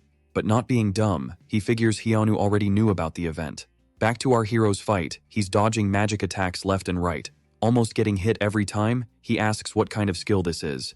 Cheonma's offended, saying it's not just a skill, but warns he'll soon be toast from his celestial sword. Not before explaining he doesn't use those human tricks called skills. Seeing the sitch, Hyunwoo knows he needs to dodge. But he's stumped on how, cause moving away gives the dude a long-range edge. So he does the opposite, grabs the guy's kimono and delivers a brutal headbutt. While Cheonma's reeling from the pain, the hero switches it up, pulling off a martial arts move called Absolute King. Hyunwoo's hoping for a win, but Cheonma's back at 100% and ready to strike back. Before anything else, he admits the hero's interesting and strong. So, he gives props for being the first worthy of a technique he's been itching to use, daring the hero to defend. Hyunwoo's blown away by the power, needing to sprint to close the gap. But that's why Cheonma's the lightning god, so in a flash, the celestial sword in lightning of condemnation mode hits the ground. In the conference room, Sihyun's freaked out by this monster's insane power. Nothing's left in the attack zone, but the hero's sharp, grabbing the enemy as he swung his sword. That lightning's still buzzing, running through his whole body. Even though it seems like the end, it's the spark needed to unlock his magic. The hero's still trying to wrap his head around what's happening as he backs off. Cheonma's lost his patience, wanting to see if the hero's luck holds up for round 2. Hyunwoo admits the guy's strong, cause this technique's his own creation. Cheonma's a character from some novels, and his story's about reaching the magical peak and mastering mana. Finally, the opponent asks if the hero's gonna keep fighting. But the hero's like, "This won't scare me," which sounds cocky to the swordsman. Hyunwoo knows he can't win by force alone, but wonders if a few more lightning strikes could change the game. When he was stuck in the tower, he practiced tons of martial arts, but Cheonma Shingang was out of reach. Those who nailed it were top tier, but Hyunwoo had zero experience. The techniques he tried from novels were just knockoffs, but all that frustration paid off now. Cause in just 10 seconds, Cheonma's been a better teacher than anyone else. Without fully getting it, the martial artist launches another attack, but now he's the one shocked. Cause everything's nullified and copied by the hero perfectly. Only for the hero to then flex all his new skills on the opponent, showing off everything he just learned. First, Hyunwoo gathered all his magical power into one epic point and then, boom, made it explode. What was brewing behind him, and what the martial artist was already sweating about, was just his own technique. Then, from all the cool attack moves, the hero picked the divine kick of extreme destruction, which, caused massive chaos, even smacking a transmission drone out of the sky. And so after just this one epic attack, a message popped up, giving props to the Guardian for beating the climber Cheonma. A few minutes after the climber got wrecked at Pado Castle, A girl chilling on her throne watches the hero's fight recap on a big screen. This was Mir Young, and what blew her mind wasn't the win, but that it was her master out there. Flashback to the tutorial tower days, the girl was struggling big time against some nasty monsters. She was about to throw in the towel, totally out of hope and energy. But then, in her darkest hour, her master swooped in, taking down all those baddies. The one who schooled her in martial arts and the path of awesomeness, that was her master Kim Hyonu. Finally, when asking about the last area, she hears there's something to the east in the Weiyan Guild's dungeon. If they snagged it, all the dungeons in China would be Pado Guild's turf. So, the girl told her sidekick he had a month and warned she'd tag along. Mir Young promised her master she'd make a place worthy of him for when he hit this world. So she had to hustle, cause she'd soon get to see her legendary teacher. At Japan's international airport, as the hero rolls in, everyone's yelling to clear the path. Loads of people want to know what move he pulled against the climber, thinking he couldn't even use mana. Plus, they were curious how Hyonu knew a crevasse would pop up in Japan and acted so fast. Even Si-hyun, who was keeping quiet, was all ears. But the hero just tossed the question-answering job to the boy, and as he started to get what was going on with all the reporters, the hero had already bolted. Back at his crib, Hyonu finally gets some chill time without any interruptions, especially since he trusts Si-hyun to handle the chaos. Surprisingly, that mystery girl is up and about, and the first thing she does is bow and give a heartfelt thanks to the hero for saving her life. The girl's name was Hong Lin, and she mentioned stuff like being a Pado Guild officer kidnapped by Ares while tackling one of their dungeons. But the real head-scratcher was other things, like the tattoo on her shoulder. Hong Lin said it was the guild's official symbol, cause her master said it meant only the sky was above them. Hyonu, on the other hand, was like, what does that even mean? But she had already spilled the tea. For Mir Young, it was a way to honor the one who was above everyone except the sky and who should rightfully rule. However, the hero yelled for her to zip it, which freaked the girl out. Naturally, she asked if she messed up, but even though he didn't say it, Hyonu was ticked, cause this was another one of his blunders. He really couldn't figure out how he let all the goofy stuff he did in the tower get broadcasted by someone. Back then, he thought if he mastered martial arts, he could break free from the tower, and that's when he caught the 7th grade syndrome, mimicking all the lines and poses from web novels and anime he'd watched. So it was a bummer that even after shaking it off, someone was spreading his cringe past. And the only person he could think of doing that was the one who treated him as a master, who by chance had a power link with the girl he saved by accident. So, the best plan Hyonu came up with was to send Hong Lin back with a note telling the guild boss to never come after him. A few days after sending the girl back to China on the Korean show Meeting Hunters, the host Hae Young Lee wishes everyone a good day and introduces the new sensation of the moment, the hunter Kim Hyonu. Then, all his buddies watching from home are totally shook cause they had no clue about this. Si-hyun, though, had a hint, cause the hero mentioned he had an announcement to make. And just as he said, Hyonu wasn't about to waste time sticking to the show's schedule. He rolls up, promising just one thing, and drops the bomb that he's not only started a guild, but is on the hunt for new members. Turns out, going on TV to recruit members had resumes piling up at his doorstep. Honestly, Hyonu didn't see it going down like this, and to make things worse, Si-hyun bailed on helping him out. So they struck a deal to get into the first dungeons every now and then. His squad, the clan leaders, got the hero's back. Someone asks why he's even starting a guild if it's such a pain. The hero just shrugs and says he's in it for the cash. He's already raked in some dough from his adventures, but now with his own dungeons, he's ready to cash in even more. His buddies joke that his money obsession might be from a rough childhood. Later, a hunter's resume gets trashed right in front of him, leaving the dude stunned. He's the top C-rank hunter, so he asks if the hero even checked it out, but he should have zipped it because the hero snaps and kicks him out. Since this hunter was famous for smashing dungeons and still got rejected, everyone's buzzing about what it takes to get in. Turns out, it wasn't his D-level stats, but his selfish vibe that got him booted. The hero realizes this new skill he's got is pretty handy. A while back, Av gave him props for taking down Chianma and called him over to boost his skills instead of just leveling up info. Av wanted to add a personality check to the status skill, and Hyonu was all, what's the point, back then. But now, he sees it's gold for resume interviews. With a new candidate in front of him, the hero uses his status power and finds out she's got an opportunistic streak. It's kinda iffy, so he's on the fence about her, but the other two candidates, one's all about self-sacrifice and the other's super friendly, so Hyonu's hyped and decides to give the girl a shot, approving her with the good vibe crew. That wraps up the day, and he's feeling super lazy. Later, someone asks what kind of interview wraps up in just an hour and a half. The hero says it's plenty to pick folks who won't swipe his stuff the first chance they get. Sion gets it's about checking attributes, but Hyonu wonders why no S rank showed up.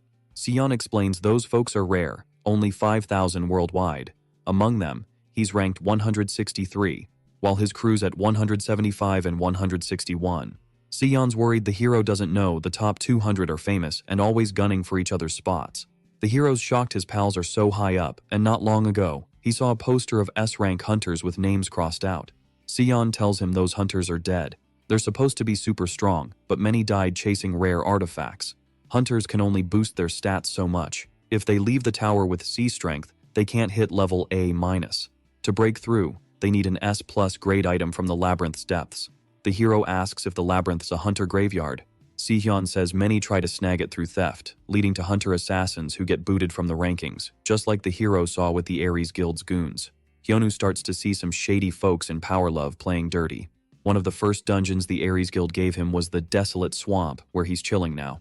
The hero lets his buddy bounce while he gears up to smack down the regenerating boss. If he's gonna make bank, it's time to start milking resources. He dives into the control room, bumping into the last people he wanted to see. They're shocked, but he tells them to chill. They remember the beatdown they got last time. Finally, Hyonu asks how to get into the dungeon, and the guy yells the paperwork's not done yet. Alright, buckle up, cause this is gonna be a wild ride. So, our hero's cruising along, all chill, when suddenly, bam, he bumps into an old buddy. This dude's grinning like he just won the lottery, even though things are kinda messy. Hyonu's not having it though. He's all, "Yo, are you here cause Ares sent you again?" And the guy's like, "Yeah, but I'm out of that guild life now." Then he drops some serious tea about these hunters called Pandemonium. If you know about these guys, it's like hearing the ice cream truck when you're broke. They're top-tier mercenaries, all S-rank legends. They're like the Avengers, but, with more murder. There's Jack Gunslinger, Asuo Bloodwind, Master Aslan, and Anya Circular. If they're after you, well, good luck, buddy. Anya's all, "Ever heard of me, the class MVP?" But our hero's like, "Nah, sorry, not ringing any bells," which makes her madder than a cat in a bath. She brags about taking down top hunters, thanks to her debuff magic. Then she traps our hero with magic ropes. Hyonu's curious if she can draw magic circles too, but she tells him to zip it. Big mistake, cause he was just deciding if he should wipe them out. Anya's suddenly sweating bullets. Everyone charges at him, but it's like watching a toddler try to tackle a pro wrestler. Meanwhile, in Xiam, China, in the Weiyan Guild's secret lair, Li of Cheon, aka Demon Asura, is down for the count.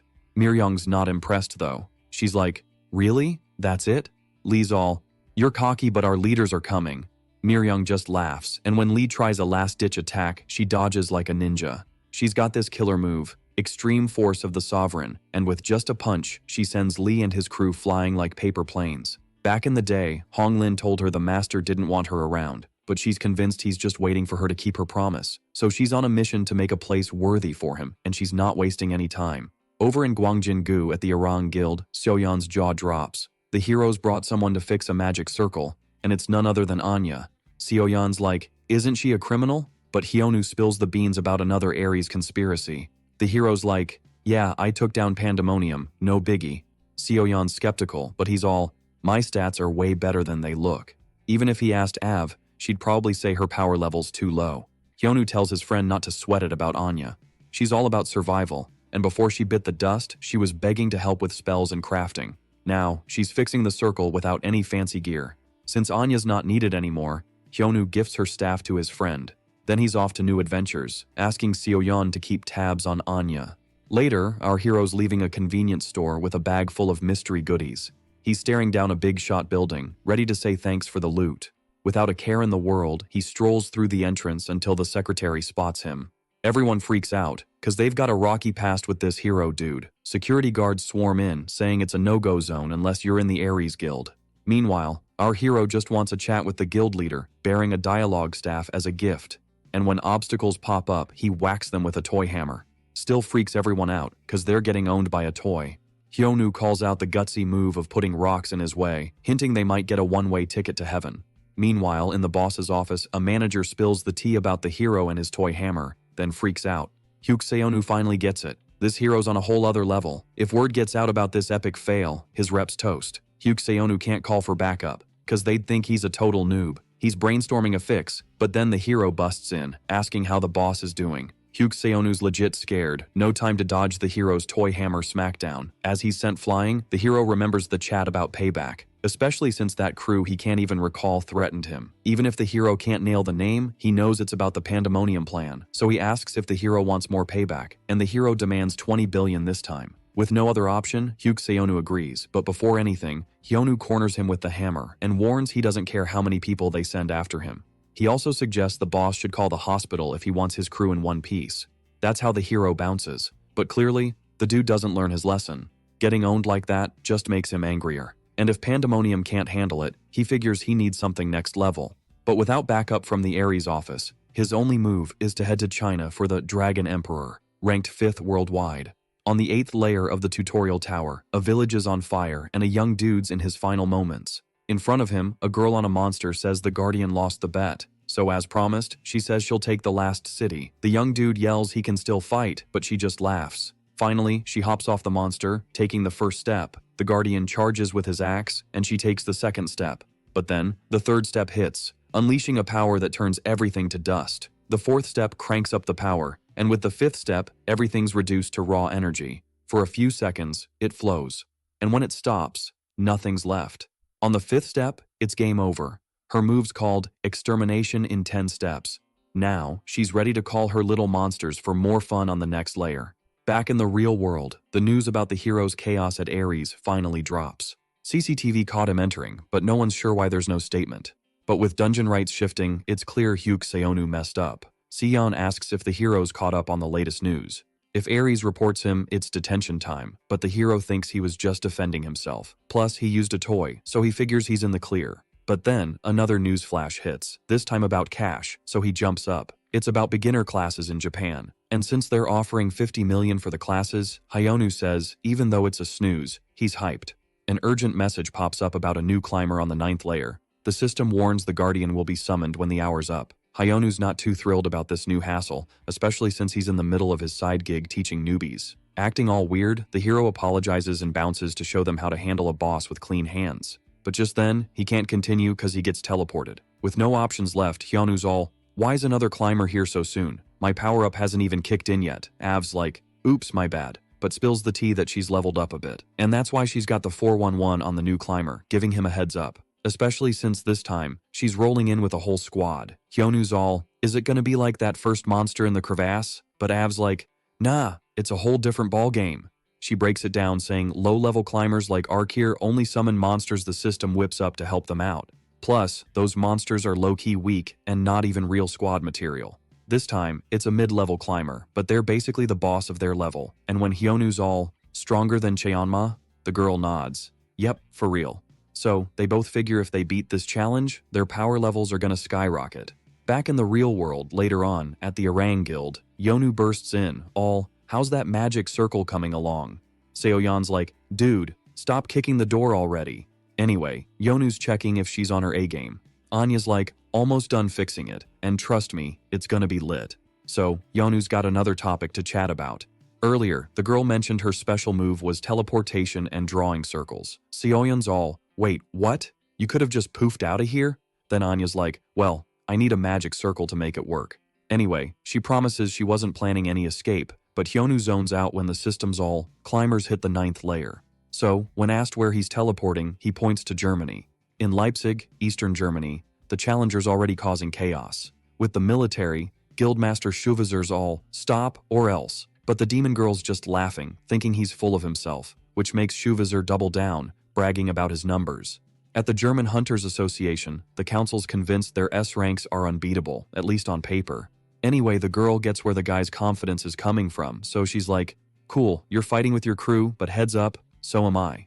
Introducing herself, the climber's all, I'm the stuff of nightmares, master of darkness, the queen of spooky leading the 100 yokai parade, and chaos goddess. One of her pals, a giant centipede, pops up.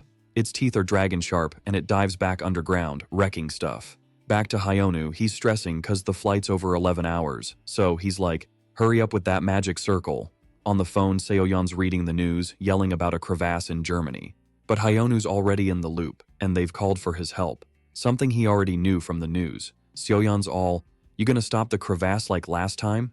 But then she's like, wait, Why is Hyonu being so nice without getting anything? Anyway, one news piece grabs his attention. It's an offer. The Chaos Goddess, maybe bored, suggests a bet instead of wrecking everything. And the rules are simple. She'll chill in the city for 24 hours, giving someone a shot to beat her and make her leave. In this deal, solo or squad, if they can't stop her, she'll keep the destruction tour going.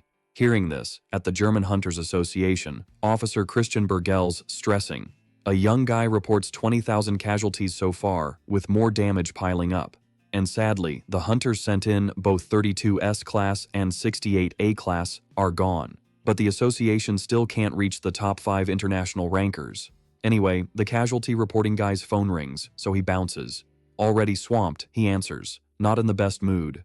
The moment he heard it was about reinforcements from the same hunter who took down Cheolma in Japan, everything felt way lighter. Finally, after Anya's 5-hour guarantee, the teleportation magic circle was done, and boom, Hyonu was in Germany. He was all about praising this magic's convenience, but no. One of those weird monsters spots him, but Hyonu's quicker, stopping it cold with a flying kick. Hyonu's more hyped than you'd think, climbs up the monster's body and runs to its head. He lands a full punch, saying they started it by intimidating him first. With the main monster down, Hyonu asks where the short girl is, pressing her hard. Military drones broadcast the chaos, and everyone searches for Hyonu until he pops up in the middle of it all. The goddess of chaos asks if he's the first challenger. He wonders why she's so formal when she seems like just a kid, and it makes things awkward. Hyonu calls her out for making the offer after all this chaos. But the idea of being charged for city damage makes her mad. And more than that, he says it's none of her business if he's arrogant or clueless. Normally she tries to enjoy time with the first challenger, but she's tired of the Guardian's disrespect. She says it'll soon be clear if he's really powerful. A dragon lasted 5 steps, and the self-proclaimed strongest only 7. Now it's Hyonu's turn to test his luck. With a sly grin, she takes her first step, then the second. Her city starts shaking with some weird energy stirring things up. Hyonu feels the pressure, realizing it's mana energy wrecking everything. On the 3rd step, he gets that they're the problem and he needs to stop them. But the 4th step happens, then the 5th, causing even more chaos. Hyonu uses his magic, gearing up for his most powerful attack. He charges forward, and bam, both the 6th and 7th steps happen, cranking up the pressure. Hyonu can't control the mana as the goddess's effects on him grow and squeeze it. It feels like his body is being torn apart. Seeing him keep going makes the goddess of chaos applaud his strength, but she keeps going, finishing the 8th step, then the 9th. Meanwhile, he strikes with the heel of the sovereign of extreme destruction technique, but he can't land it well, almost stopping the 9th step. Still, it doesn't stop her from reaching the power of the 10th step, bringing the full destructive release of the 10-step extermination technique. While getting hit, he feels the mana inside him about to explode, like it's tearing him apart. But that massive pressure ends, and the girl admits the hero's impressive. He was the only one to make her use the 10-step extermination and still stand. That's why she congratulates him again. Since he endured, the goddess of chaos explains why the city wasn't totally wrecked. AV had warned this climber would be stronger, but the hero didn't expect this much. Finally, she asks what he'll do because, despite surviving, his power seems shaky. She asks if he'll beg for his life or keep his dignity till the end. But he reminds her she forgot an option. The option of not losing, but getting up to finish her off. She didn't see that coming, and bursts into genuine laughter. But it doesn't last, as she decides to face him with all her might. All the mana she can muster as the leader of the 100 demons is unleashed. She tells him to try and withstand her power. Hyonu quickly notices the energy around him getting thicker, and he feels the pain creeping back into his body. Not everything was a total disaster though, because suddenly, a window popped up saying that since he interrupted the mana expansion, his resistance level got a boost. The hero's resistance was already at level S, which is why he tanked all that damage like a boss. So, with his resistance leveling up, Hyonu figured he could handle the next attack. Plus, some external mana swooped in, channeling just like it did against Cheolma. Right now, the hero knows he needs to come up with something epic, just like before. Back in the tower, he had a squad of masters from all the pop culture he binged. For others, they might not be, but for him, they were legends, and one of the moves was the Destroyer, used by Asura to stop the demon god of myths. Remembering this, the hero unleashes his power and starts crafting mana into magical limbs. Seeing this, the goddess is all confused, never having seen anything like it before. Even so, the danger vibes make her want to wrap this up fast. She takes a step, but surprise, it doesn't hit the ground, as the hero's summoned limb blocked it. Hyonu, chilling far away, managed to extend his reach with that move and stop the girl from moving. On her second step, the same move blocked her again. The goddess is fuming and kicks it away, yelling at the hero for daring to touch her. In her mind, she remembers she still has 8 steps left. It's a stacking technique and doesn't weaken by missing a step, so she just needs to stack them up. That is, if the hero wasn't already on top of it. Besides using those arms, the spike on his head starts creating a magical field and, before the third step, launches a projectile. Little by little, the girl gets frustrated that her power isn't stacking up. But more than that, she's annoyed by a mere mortal trying to mess with her. In a slick move, this time it's Hyonu who steps, and she manages to make her own step count as the 4th, which once again creates a ray of destruction around the hero. The goddess of chaos screams, saying this is the real deal behind her technique, and she yells that he won't be able to handle it till the end. So, the 5th step was about to happen, but the hero stopped it with his foot right on top of hers, stopping in front of her and leaving her totally powerless to use the 10-step destruction. Hyonu even takes a moment to mock her power, which seems way smaller now. Unable to stack destructive energy, the girl freaks out, and, unlike her, after prepping a new move, the hero says it's his turn to strike. Besides his arm, 4 others made of mana help create a magical field. Magic spheres shaped like blooming flowers start popping up.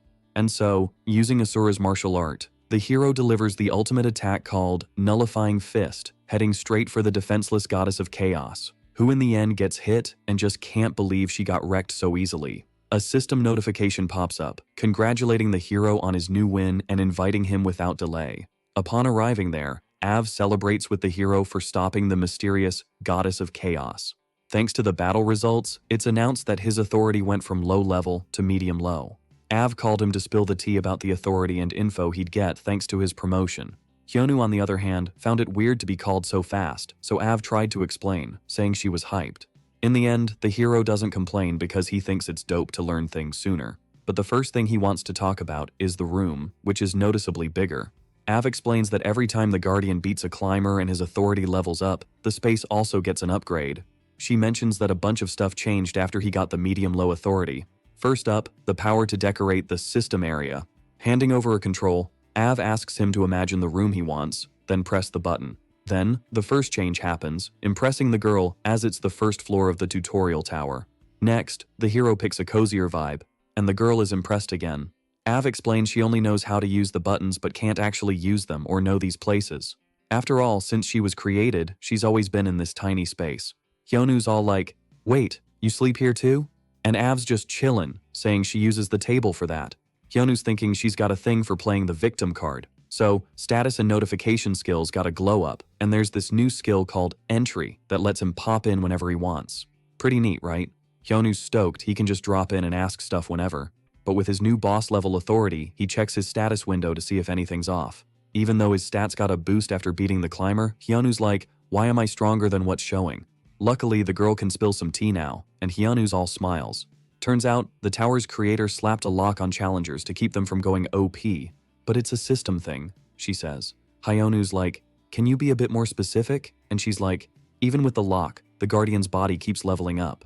Hyonu's surprised it's that simple, but bummer, she can't say how off the info is. And about being stuck in the tower, Av's got nothing. Hyonu's fuming, and even if it could end the world, he's like, bring on a high-level climber already. Over at the Weian Guild in Shanghai, China, rank 17 Hyunmu Hyunchun gets totally owned by Miryong. She thought it'd be fun facing a top dog from Weian, but she just yeets him to the ground and calls it pathetic. Miryong's like, Cheon Young, you got what I asked for? And he's like, yup. The high-def vid of the protagonist's crevasse is ready to roll. Miryong's hyped to see him flexing that Asura martial art. She's over the moon seeing her master smash expectations. Then she asks the dude to update her on the guild's status, including their latest turf grab. Only 8% of China isn't theirs yet, so they're basically running the show. Miryong's thinking it's finally time to keep her promise. Years back, before she bounced, Miryong shouted out to her master. When she left the tower, she vowed to make a place worthy of him. She promised a spot fit for a legend, and maybe Hyonu flashed a charming grin in thanks. Everything led Miryong to this moment, ready for her big reunion. Back in Hyonu's city, he's checking out some reward doc from Germany, but it looks more like an invite to move there. Si-yeon snatches the paper to peek at the deets. Besides cash and goddess loot, there's total tax freedom and a bunch of goodies, way better than what Japan offered. About the Cheonma sword from the Asians, Si-yeon's keeping it. Seoyeon's whining, so Hyunwoo reminds her about the souped-up magic circle. Not everyone scored something, though. Putting the loot aside, the girl's like, why is the hero globetrotting with these epic quests? All his buds are curious too. But Hyunwoo's like, do I need a reason? I just dig smacking down wannabe tough guys. With his rep, no one's doubting that. After grub, Hyunwoo's deep in thought near the tutorial tower. The tower popped up on a normal day with monsters, dragging people in, just like him. He was stuck there for 12 years, climbing from floor 1 to 100, over and over. While his tower pals left, he hit the first floor thousands of times. Even though he's out now, Hyunwoo's itching to know why. With 3 crevasses, his authority's still meh, but hey, it's something. His friends see he's lost in thought and call him home. He laughs off looking worried, saying he's not, but maybe, just maybe, he's pumped. 10 days after the Chaos Goddess got wrecked, Hae-young's back, bringing the legendary hunter Kim Hyunwoo. Hae-young kicks off by recalling Hyunwoo's last epic conference where he dropped some wild truths. But Hyunwoo's all, I was just being real, and the presenter finds it hilarious. Alright, so Hae-young's got her viewers glued to the big screen, right? She was super curious about how this kid's special skills worked, but he was all, nah, just got my martial arts from the tower, that's it. This video totally brought martial arts back into the spotlight, like a ninja comeback. So Hae-young thought it'd be epic to bring in some masters for advice, and the hero was down with it too. These old dudes showed up to hype their blue dragon sword mastery style. But our hero wasn't buying it, he knew they were just trying to cash in. So he slammed the ground and was like, let me clear this up for y'all. In a flash, Hyunwoo snatched a master's sword and was like, I'm the real deal, not the arts. He was proving it right there, copying the master's moves without breaking a sweat. The old guy was shook, and the hero was like, watch and learn how it's done. Hyunwoo remembered reading stories with similar vibes. He nailed the protagonist's moves and busted out Celestial Dragon's Radiance.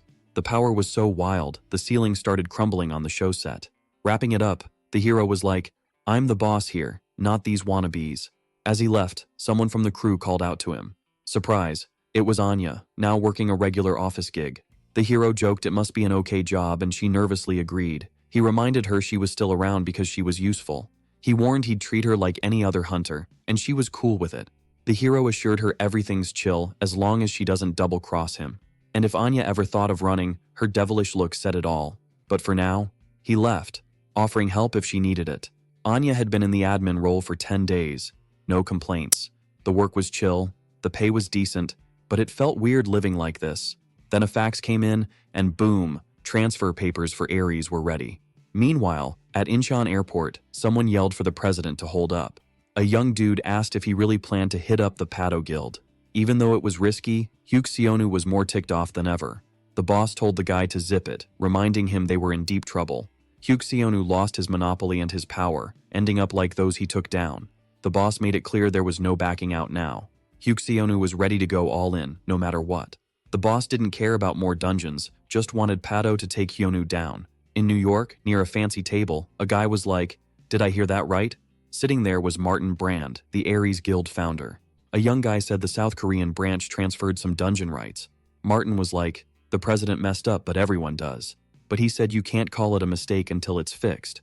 So Martin told the guy never to report a problem without a solution. Without fixing it, it's a fail, and Hyuk-seonu's the real problem. Failures aren't welcome in Ares. While sorting out the boss's mess, Martin said they'd reclaim the dungeon rights. Finally in China, Hyuk-seonu was trying to figure out why he got a personal invite. The boss was freaking out, thinking asking Pado, Ares' enemy, was a bad move. Then footsteps got him frozen in fear. Luckily, an employee greeted him with news that his entry was approved. The young guy was led to the entrance by masked folks, and fear hit again at the gate. So, this is where the big boss, the Dominator, and Dragon Emperor hangs out. Or so he thought, until a cute little girl popped up to say hi. As he tries to be polite, Hyuk-seonu's brain is doing cartwheels, especially with all those masked peeps giving him the side-eye. Myung cuts to the chase, asking who the young dude wants them to take out. And Hyuk-seonu's gut is screaming, don't say it. But he's come this far, so he spills that it's the hunter who beat the Chaos Goddess in Germany. If he pulls it off, he'll hand over 20% of the Ares branch dungeons in Korea, plus a cool 80 trillion won. The girl gets it, but her vibe screams angry as she stands up. Especially since Hyuk-seonu had the nerve to ask her to off her master. Boom! An energy blast is her answer to his wild request. Hyuk-seonu survives, but he's definitely not feeling 100%. He came to seal the deal on the hero's demise, but he's clueless why she's so mad. Then it hits him. She mentioned master. Hyuk-seonu yells it's a mix-up, even though she confirms she's an apprentice. Mir-young explains they met in the tutorial tower. Even though he doesn't get why she thinks she's the hero's student, he hopes it's his ticket out. Since Mir-young isn't Korean, Hyuk-seonu figures Hyonu might be her master. To break it down, he says there are 158 towers worldwide, each in different spots. And from what he knows, the Korean tower only calls people from there. Mir-young asks if that's all he's got, and when he says yes, she boots him out with zero chill. She wonders if that was his best shot at staying alive. Mir-young admits Hyuk-seonu's right about the tower summoning locally. But too bad for him, she finished the Korean tutorial tower. She was salty back then, dragged into the tower by her dad's orders. Hyuk-seonu still asks if she's sure Hyonu's the one she met in the tower. The girl says doubting her is like denying her whole existence, as everything about her matches her master's style, from her hair to her hips, the master's mark on her back, and even her name. So, to her, there's no bigger diss than that. Mir-young warns him not to expect a chill end, especially since he tried to off her master and denied her by rejecting their bond to save his skin. Meanwhile, in Av's dimension room, the hero shows her the TV. At first she was like, what's this for? But soon she was hooked. Avi even asks the hero to make a PlayStation she saw on TV. She really wants to try it out, but she's just a guardian assistant system, so she can't make stuff herself. After thinking it over, the hero decides to treat her a bit. She hugs him tight, super thankful to try new things, which makes the hero feel like he's taking care of a daughter. Switching gears, Av says she needs to share something, even if it might be a trick, but it's their secret. Later, back home, the hero's friends wonder why he's staring at his food instead of eating. Av had told him about a new climber possibility. Before he left the tower, there were 3 crevasses total. Usually, a crevasse should vanish, but 2 of these 3 haven't, leaving the hero deep in thought. Switching topics, Seokwan reminds the hero he's off to Germany in 3 days. He offers to tag along, but Hyonu says it's a quick trip. Seokwan wants to hit the tourist spots, but Hyonu knows there's no time for that. Seoyeon thinks the mage hunters can fix the damage fast. Mages can whip up magic circles, so fixing up the city is like turbo speed 10 times faster. That's why no city gets totally wrecked by all those monster invasions. Big shout out to the mage class hunters. Oh, and Seoyeon spills the tea about a big auction happening in Germany soon. Basically, the International Hunters Association is throwing this epic auction in Germany. So since the hero's heading there, his squad wants to hitch a ride with him, teleport style. Which, to Seokwan's joy, the hero's totally cool with. About the Hunters Association, digging deeper, they think the crevasses are all about levels. So, if Av's right, there are still 2 climbers, but reaching them is going to be a grind. Plus, Hyonu's got more on his plate. He definitely needs to level up because, even though he's been in some battles, they were mid-level, not top tier. Seoyeon listens in and asks what kind of prep this is. She giggles at him for zoning out, but says if he needs prep, it should be a quick 3-day thing. In the end, those 3 days for the trip zoomed by, and 5 days later, the German auction kicked off. Meanwhile, over in China, some shady stuff's going down with Hyuk-seonu's papers getting torched. The boss went to meet the Pado Guild at 1 p.m. at the Central Palace, but he hasn't come back, which is kinda sus. Chances are, something went down with him. Thinking the boss might be toast, the sidekick's in a rush to ditch the evidence and bounce.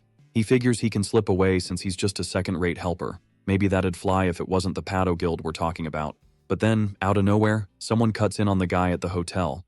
This dude, probably a Pado hunter, chuckles about not offing him without some fun first. Still, the sidekick freaks out cause he's facing a numbered knight. These assassin hunters from the central office are called knights, and they're usually top 40. The guy wonders why knights are here, but deep down, he knows the score. Instincts kick in, and he tries to crawl away, but with no chance of winning, the obvious happens. A payback against the Ares Guild.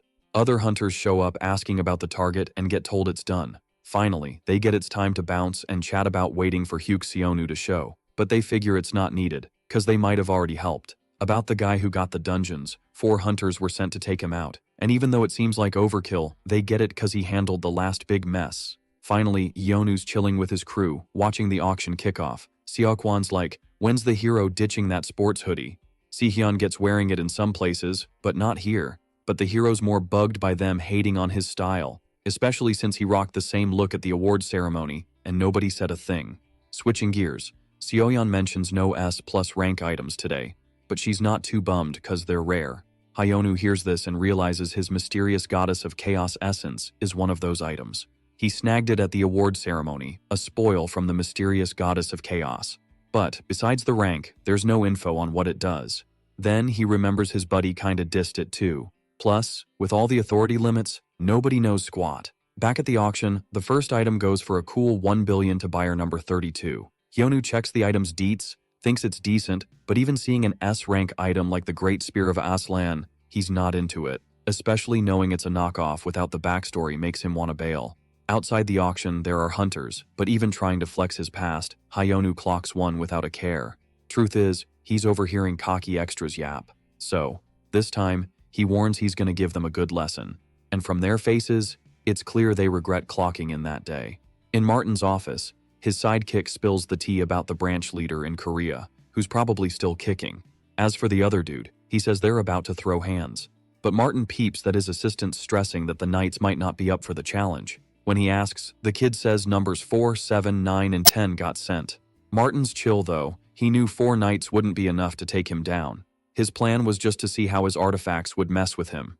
Meanwhile, Hyonu just clapped those assassins and snagged one of those artifacts. So it's not an L yet, Martin's still getting his answers. In a shady spot, someone's chilling at a massive table. The evil vibes this dude's giving off scream he's not your average Joe. He finally asks what's up, and another guy there says 2 climbers got wrecked. He spills the names of the 2 who hit the 9th layer. The evil dude claps, thinking the Guardian would be easy pickings for the climbers. The next one to hit the 9th layer? Still up in the air. But with this curveball, the dude's hyped to see what happens. Later, back to our main guy. He's got a bag stuffed with war loot. His squad's shook when they leave the auction and see him surrounded by bodies. But thank goodness the cameras caught it all. Sion asks if he found anything, but the hero's like, nope, nada. Plus, it's wild how the CCTV caught it all without anyone noticing. But more than that, the kid roasts the hero for leaving them unrecognizable, especially since it looked like a one-sided smackdown. Yonu remembers their attack combo was tricky, but nothing he couldn't handle. Since they were out in the open and casting distortion spells, there'd be no records. Finally, Sihyun bounces to grab some souvenirs before heading back to Korea, but he's vague about who they're for. So, the main guy's left solo with that massive bag, and he's curious to dig through it. And boom.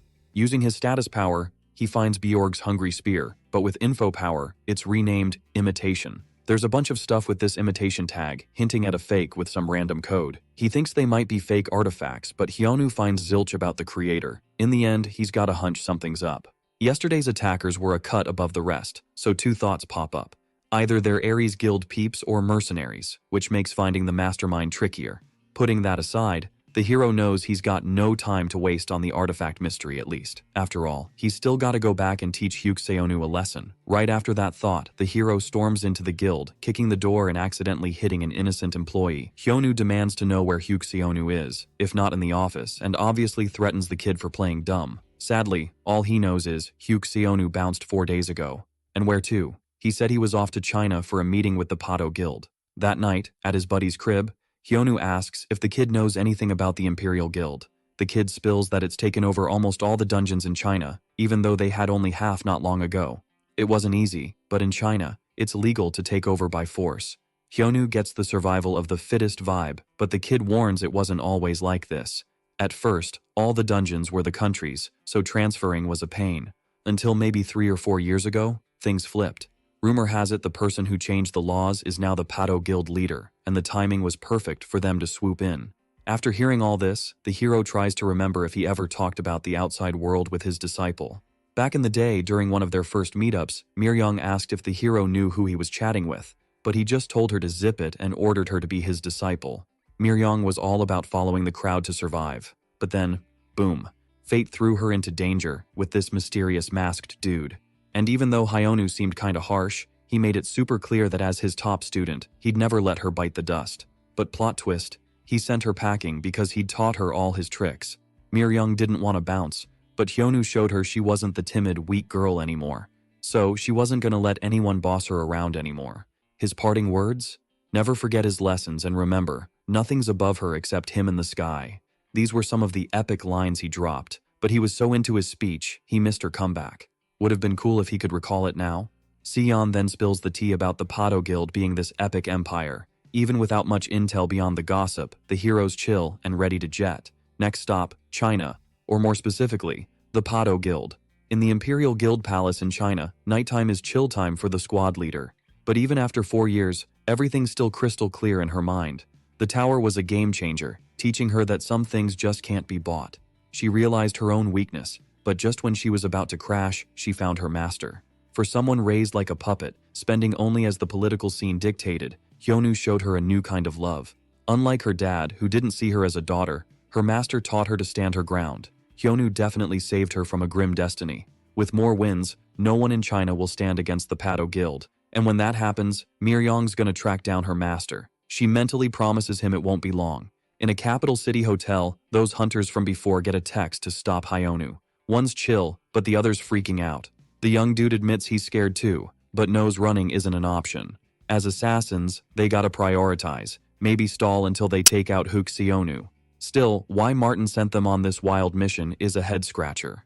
They know the young guy doesn't mess up. There are 10 Knight members ranked by strength, often boosted by artifacts. But the hero took out 4 solo. The plan was to dodge fights until absolutely necessary.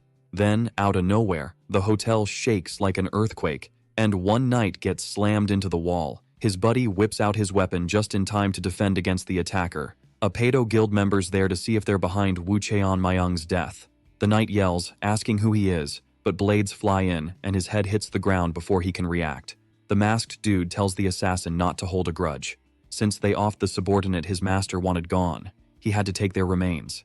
Next day, at the Orang Guild's B2 training center, the mage asks why the hero's going if he's whining so much. All he says is he's got to clear up a misunderstanding. For Hyonu, who lost his parents young, survival was the focus, not this drama. But everything flipped when he hit the chaos of the tower. Acting weird solo was fine, but he didn't expect a disciple to spill his past. The hero's set on taking down Hyonu and bouncing back ASAP. The girl asks about his trip, considering they're turning a blind eye. It's illegal immigration, but the hero insists it's no vacation. The problem's there, but he's not sweating it. Hyonu's always handled things, but this time Seoyeon's unsure. Anya's got it worse, pulling an all-nighter because the hero decided to dip suddenly, so Seoyeon rolls up to her, ready to ask something super important. Then, boom. A few seconds later, our hero's eyes pop open in China. And, oh boy, he probably wishes he hadn't, cause he's staring at the Pado Guild's cringeworthy slogan. The only thing above you is the sky, or basically, just him and the sky, as he once told his disciple. Anyway, the soldiers are yelling, all, who's this dude, and demanding ID, but Hyonu's just over it and hops the wall. I mean, before he deals with Ares' head honcho, he's gotta wreck this nonsense. Hyonu's all business, using his shadow step to go ham on the building. The soldiers are freaking out, calling for backup like it's a fire drill, but Hyonu's even more ticked when he sees these clowns rocking his mask. Usually he dodges attacks like a pro, but now he sees they're using his moves. He's mad cause the copy is so lame, even though he sold the idea, it was legit. And seriously, he can't believe his disciple taught them this stuff. So he's like, y'all are doing it wrong, and shows them with some epic moves. He zips around, showing them how it's done with the Demon King strike, sending them flying but not, killing anyone. But even without any fatalities, he catches the eye of someone he totally didn't expect. Miryong shows up, and Hyonu instantly knows it's her by her vibe. And yeah, he also recognizes her by the soft look she gives him. Anyway, Miryong's all emotional, asking if he's her master, so with no other option he's like, yeah, it's been a while. For ages, Miryong did everything to make a place for her master, from starting a guild to changing laws and stuff. But all the props she got didn't matter, cause it was all for her master. So she kneels and says she's been waiting for him for 1,532 days, 2 hours, 21 minutes, and 30 seconds. Even though the hero's feeling awkward, everyone's bowing to the real boss of China's biggest guild. After their little reunion, they head to the master's blinged-out throne. Hyonu's feeling all weird being treated like a deity, so Miryong asks if he's not into it, cause if he's not, she's ready to axe the chairmakers. Hyonu's like, chill with the nonsense, and tells her to relax. Sitting there, he's just thinking about how much cash went into this throne. And honestly, he's not even sure why he's sitting there. Hyonu's not one to follow the crowd, but his student's pressure was too much to handle. The backstory is he saved his disciple in the tower and taught martial arts like in the stories. But the lessons were just to keep up his image, so he didn't look for her after. He tests her by calling and dismissing her, and she listens both times. He's clueless on how to handle someone who respects him so much after all that. But he remembers he's here to end this charade. Since he hasn't seen it yet, he uses his status authority, and the super loyal personality trait really stands out to him. So he's got some stuff to say, but first he asks about a guy named Hyuk Seonu who should be around.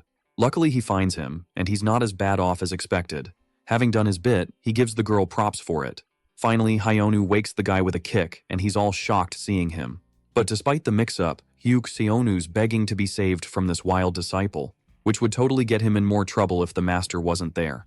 So, the hero says he'll let the guy live if he spills some info, but only if he talks, starting with everything he knows about the Germany events. In a bunker near NYC, 3 knights are stressing over another gig. Meanwhile, Martin's like, nail this, and you'll score an SST plus ranked artifact. In the main office of the Goguryeo Guild in South Korea, they're getting grilled about when the next labyrinth adventure is happening. They're still on the fence, trying to decide, since the last artifact they snagged was pretty sweet. Seoyeon, though, is all, what's the rush, since Seon hasn't even sold his loot yet. But the dude's all serious, thinking he needs to level up his skills pronto. Even though he was the first to bail from the tower, their squad's been shrinking cause their skills are stuck in neutral. Seokwon's like, maybe it's cause they're too busy running their own guilds. But then, everyone remembers the big gap between them and the main character. Meanwhile, over at the Pato Guild, it's clear everything's orders from the Ares Guild boss. 2 of those sneaky knights are still kicking and spilled the beans. So, Hyuk-seonu begs again, and the hero's like, I'll keep my word. Down in the underground, there's a D-rank dungeon called the Rat Labyrinth. Basically, it's a rat party where they munch on humans but only hurt if you've got C+ resistance. That's why the wild disciple's all, if I can't escape, I'm gonna be in pain forever. Since the hero's not a total jerk, he decides to give Hyuk-seonu 30 days in this rat trap, and obviously the ex-branch chief's got no say in the matter. When the young dude gets KO'd, a ring slips off his finger. It's the Ushurian ring of ST+ rank boosting strength, but it's also a fake artifact. So, since the orders came from the top dog, Hyonu's ready to make him pay too. Without wasting time, he announces he's moving on, which the girl thinks means he's ditching her. Finally, the hero leaves a promise for next time, cause he's gotta deal with the Ares Guild first. So, he bounces, leaving her solo, and she tells her crew to listen up. She orders that all Ares Guild members in the area need to be wiped out. In Av's room, even though she's not 100% sure, she calls the ring a fake artifact. It's explained that artifacts are made from stuff from other layers, and, after checking them out, they're taken to labyrinths and linked to stories or legends for power. In this case, the hero wonders what happens to the other layers when they take their stuff. But, even though she can't say much, Av says they vanish cause climbers need to wreck the floor to climb the tower. Back to the ring, Av thinks it's a top-notch fake, which, in her opinion, makes more sense if a climber made it. Earlier, Av mentioned there might be 2 climbers on this layer. But, anyway, he says the girl needs to clean up the place big time. There were even food crumbs on the couch, so using that control, the hero just makes the console vanish. And he warns he'll keep it until he comes back. Obviously Av, who's now hooked, yells she'll do anything to get it back. And even though the hero seems to dig it, Av gets so stressed she starts crying. Later, at night, in the Imperial Pato Guild of China, one of those numbered knights sneaks around and jumps from a tree to a small open spot on the roof where he manages to slip in. He knows the risk from his captured buddies, but the rewards are tempting. What he didn't see coming, though, was Miryong already waiting for a rat to show up. Super chill. The girl asks if the guy's from the Ares Guild too, which makes the knight back off, not having sensed her there. Then, she asks him to hang tight so she can blow off some steam. In a flash, before he gets it, a scream from the knight is all that's heard. One thing the hero didn't see coming was all of Hyuk-seonu's data getting wiped. But where he was supposed to meet his buddy, he finds 2 knights already waiting. For a moment, the hero thinks of Sihyun but remembers he went home. A knight, in turn, assures the boy he doesn't need to sweat about his pals. But the truth is, Hyonu's already plotting a visit to the knights. Suddenly, dude's yeeted off the building, and the 2 assassins are diving after him like it's some extreme skydiving challenge. The X-Rank S, 8th in line, plays Frost, is all ready with a spear, and he just chucks it. But our hero's like, nah, catches it easy peasy, and says he's gonna toss it back, but poof, it vanishes and boomerangs back to him. Without a second thought, he whacks it with all his might from behind. Word on the street is, this is the returning sonic spear, always boomeranging back to its owner. Then, out of nowhere, a bunch of papers start swirling around him, forming a paper fortress. And guess who's behind this? The top mage of the knights, Ascetic. Besides paper tricks, he's got magical weapons up his sleeve. Place Frost's all, props for still grinning hero, but Hyonu's just roasting them, so Place Frost charges, hoping to make him eat his words. Hero's like, wow, they're faster, but still not fast enough to catch him. After a punch, some magic projectiles hit the ground and boom, smoke everywhere. Using the smoke, Place Frost sneaks up, but Hero's got ninja reflexes and blocks it. The mage is like, let's blow stuff up, and helps his buddy with a bang. Hyonu's thinking he needs to use a special move, even if it's not perfect. Suddenly he's gone, then bam, he's behind the strongest dude. They're all suspicious and he goes, "This move's called conversion distortion. It's a footwork trick, but ascetic's like, I was ready for this." Hero's feeling the heat for not having his mana game on point. Plays Frost's back with another sneak attack, and there's another hit from the front. Mage is blasting mana spears to slow him down, while the Lancer's got a combo going. Conversion distortion's still a work in progress and needs time. But suddenly, Hero's chillin', like he's setting a trap. Place Frost thinks he can beat it if he strikes first. His next move makes him think he's won through the mist, but surprise, that's how he gets caught. Place Frost should have known the hero's durability is level S++, so his attack wasn't a KO, and now he's in for a wild ride. Hero's like, ever been on a roller coaster? 'Cause you're about to. Overnight, that house got wrecked. When Sihyeon came back, he was like, where do I even start with this mess? All he wanted was to know when he could clean it all up. Seoyeon shows up and goes, wow, this place is a disaster. But she jokes, at least it's all sorted now. Luckily, the Hunters Association's got the damages covered, and no one got hurt. But the boy's like, check out this viral video on my phone. It's the one where the hero grabs Place Frost by the hair and drags him to the top of the building, then slams him down like a meteor.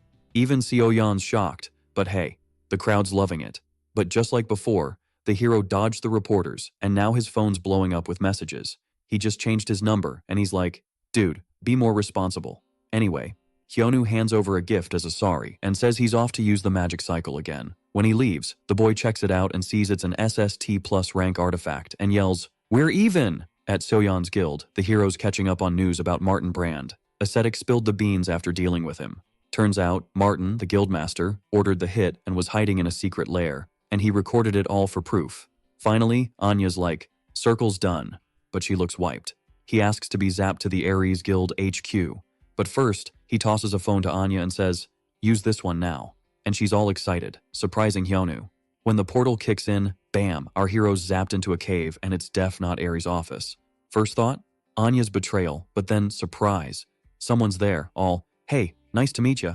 Even Martin's like, whoa, you know me already? Hyonu's not missing a beat, flexing about those assassins he trashed. But Martin's all, nah, those knights were just bait, dude. I'm the guardian of the 9th floor. Hyonu tries to pull rank, but nope, nada. Seems like he's a climber, which is wild for a guildmaster. Hero's thinking, cool, multitasking problems. Martin's like, you know why I sent those coordinates? Hero's all confident, but oops, it's a trap.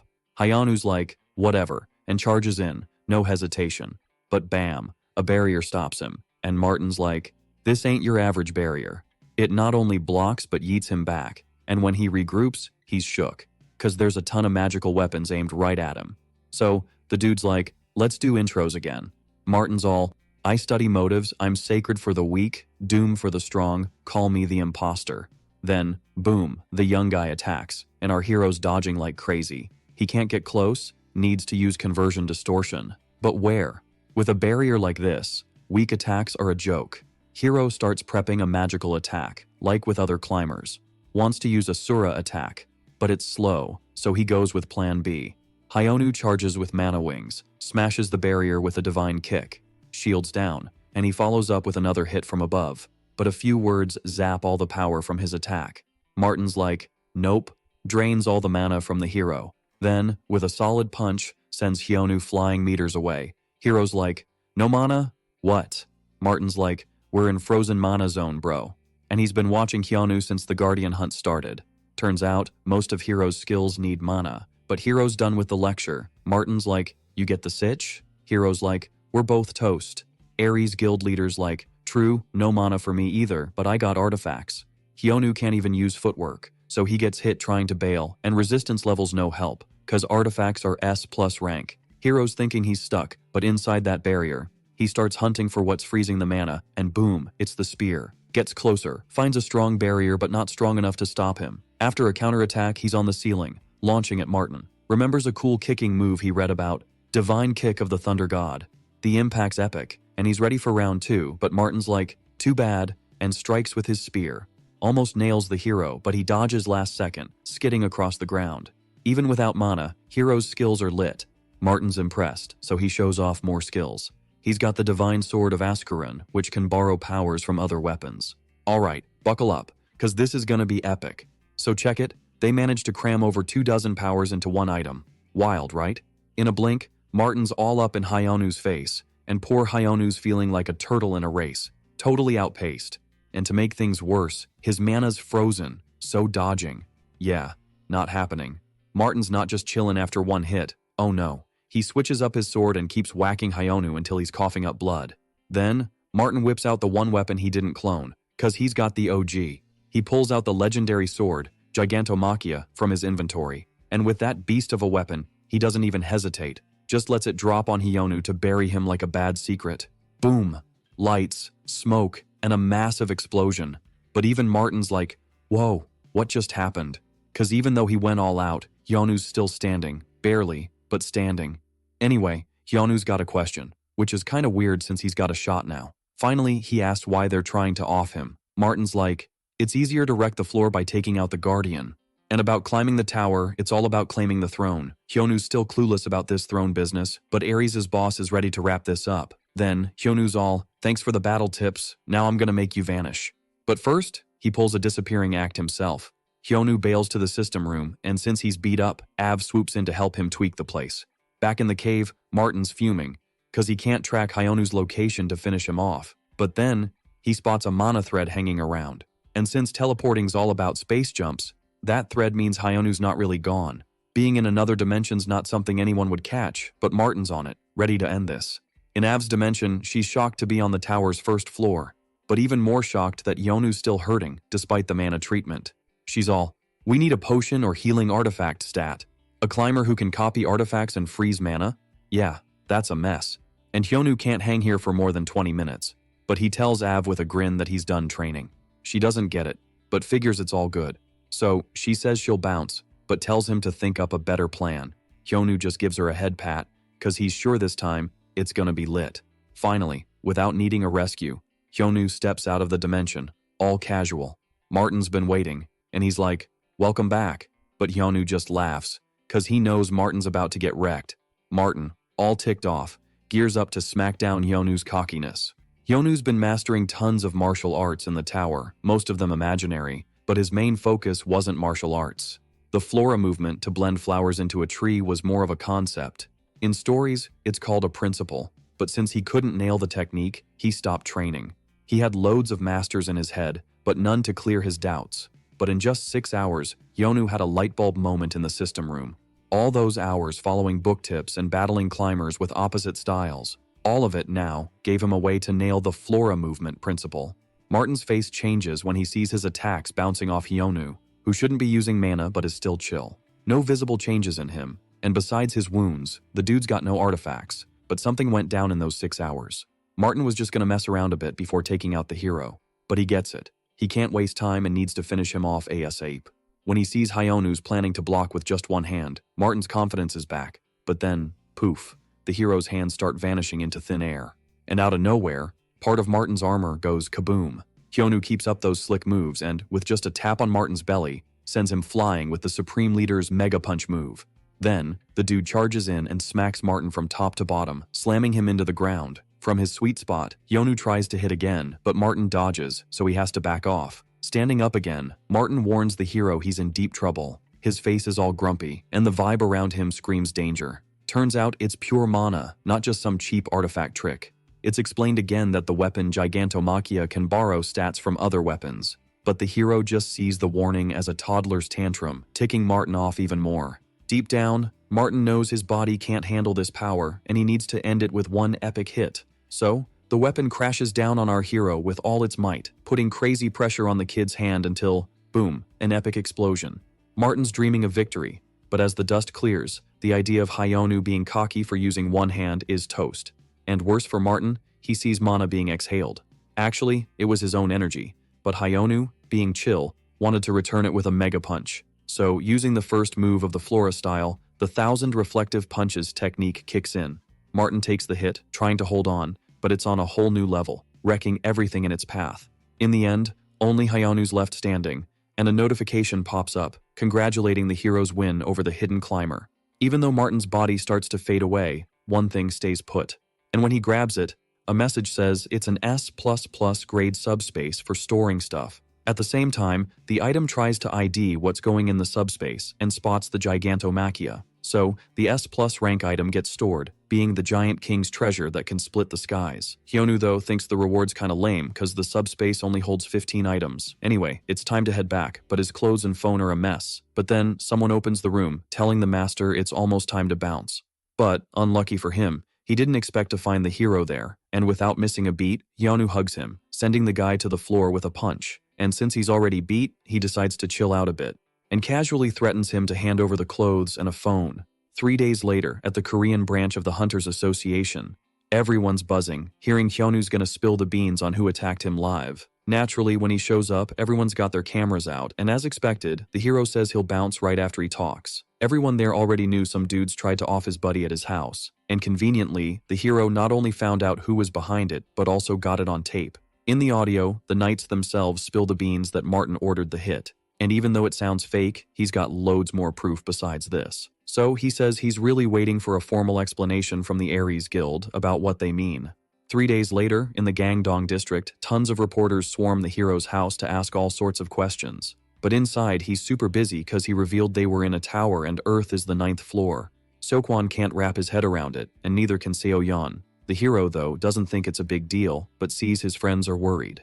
Deep down, he knew this was coming, cause at first he was shocked too, but he had to spill the beans sooner or later. Seoyeon finally gets why Hyonu's always doing good deeds. With everything out in the open, Seoyeon asks if the hero went to stop a climber this time, but he shakes his head, saying he went to mess up the Ares Guild and, since it's still kicking, spills Martin's secret to everyone. In the end, the hero's friends are so loud he can't even handle staying in the room anymore, especially since, even though Seoyeon's skeptical, Hyonu's all, "I'm totally healed 100%. When the hero finally steps outside, a swarm of journalists is there to greet him. But the real shocker? His disciple's there too, with a limo ready to roll. Mir-young's all proud, saying she's there to pick up her master, but Hyonu's more worried than hyped. And then, it's the hero's pals' turn to be gobsmacked when they meet Mir-young. Hyonu even asks who the others are, so the girl explains they're his personal guard, but since the hero's not a fan, she sends them packing. Seokwon, meanwhile, is still trying to wrap his head around the Imperial Dragon standing right there. Sehyun explains it's a nickname for the top 5 hunters in the world. Hyonu's mind is blown because back when he was her teacher, he was so out of it. He barely taught anything useful, so it made 0 sense for her to be this strong. Mir-young, though, suddenly kneels down, yelling for her master to forgive her for not keeping his words, the words that no one could be above her and the sky stuff.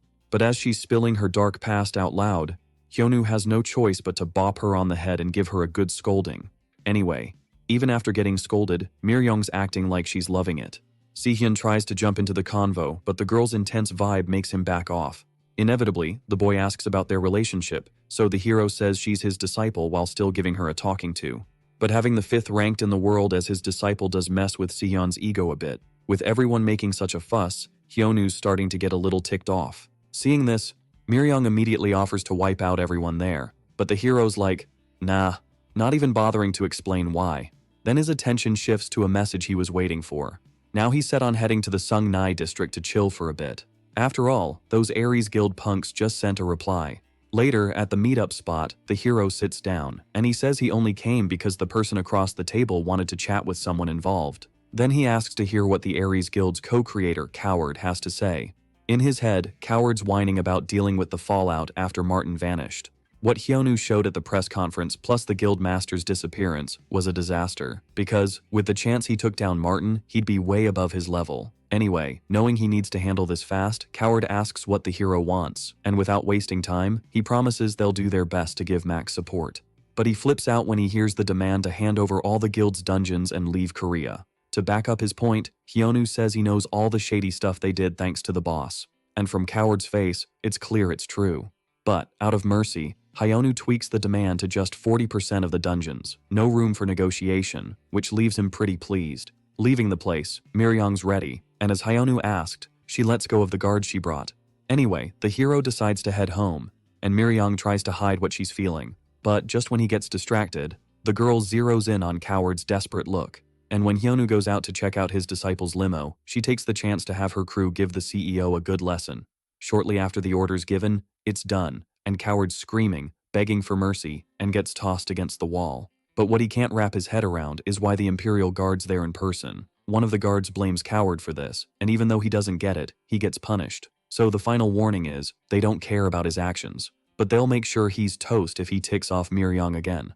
In Av's dimensional space, the girl cries about enduring the cold there. The hero says she can call him when needed, but she explains there's a restriction. Av explains that when the Guardian enters the system room, she can't summon for 5 days.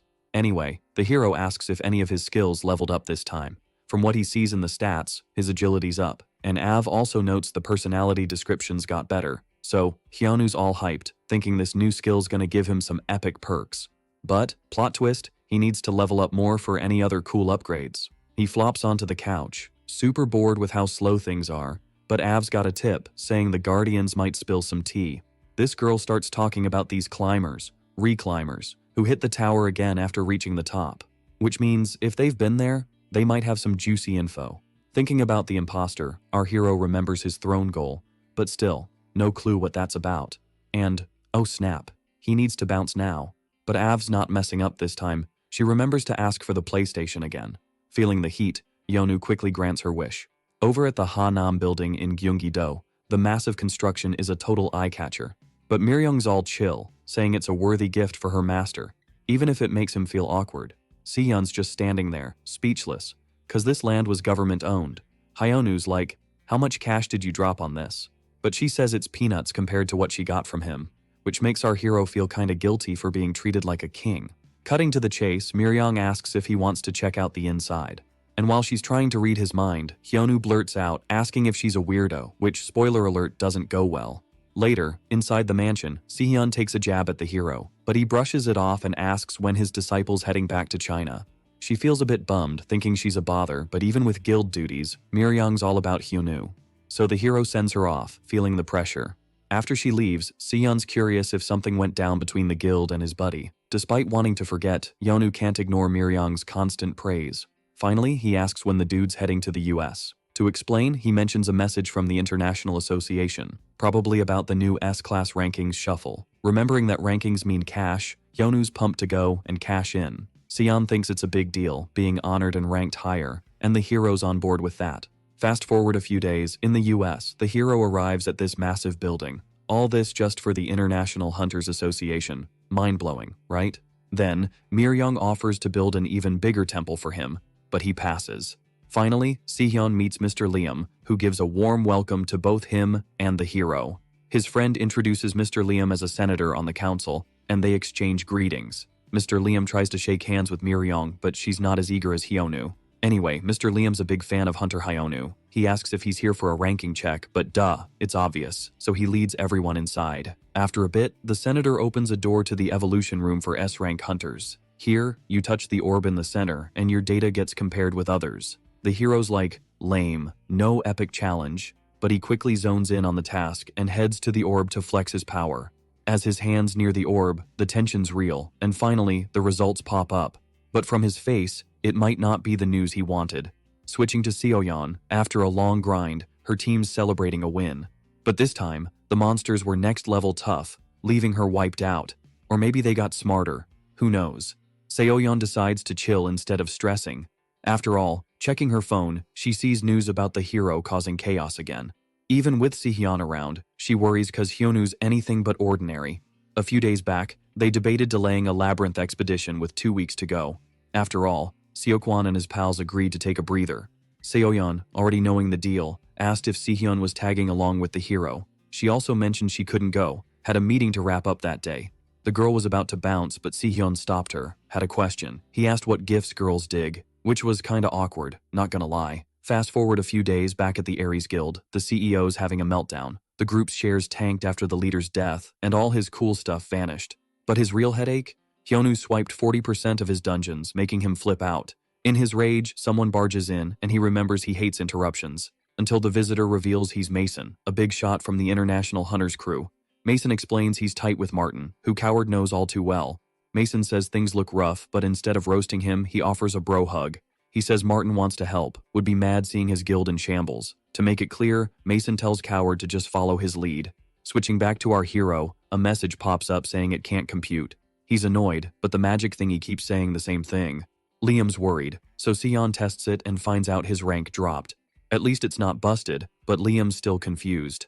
Miryong takes a deep breath to say something embarrassing, but Hyonu yells for her to zip it. Anyway, to chill the hero out, Liam reminds him there's a banquet coming up, and since it's the International Hunters Association's birthday, he should chill. Soon after, Hyonu's munching away, putting the orb drama aside. But mid-chill, everyone's attention gets snagged by Track Rock, the tank class hunter, third in the S rank. Everyone's worried cause Rock's got a rep, but Sion tells Hyonu to keep it cool.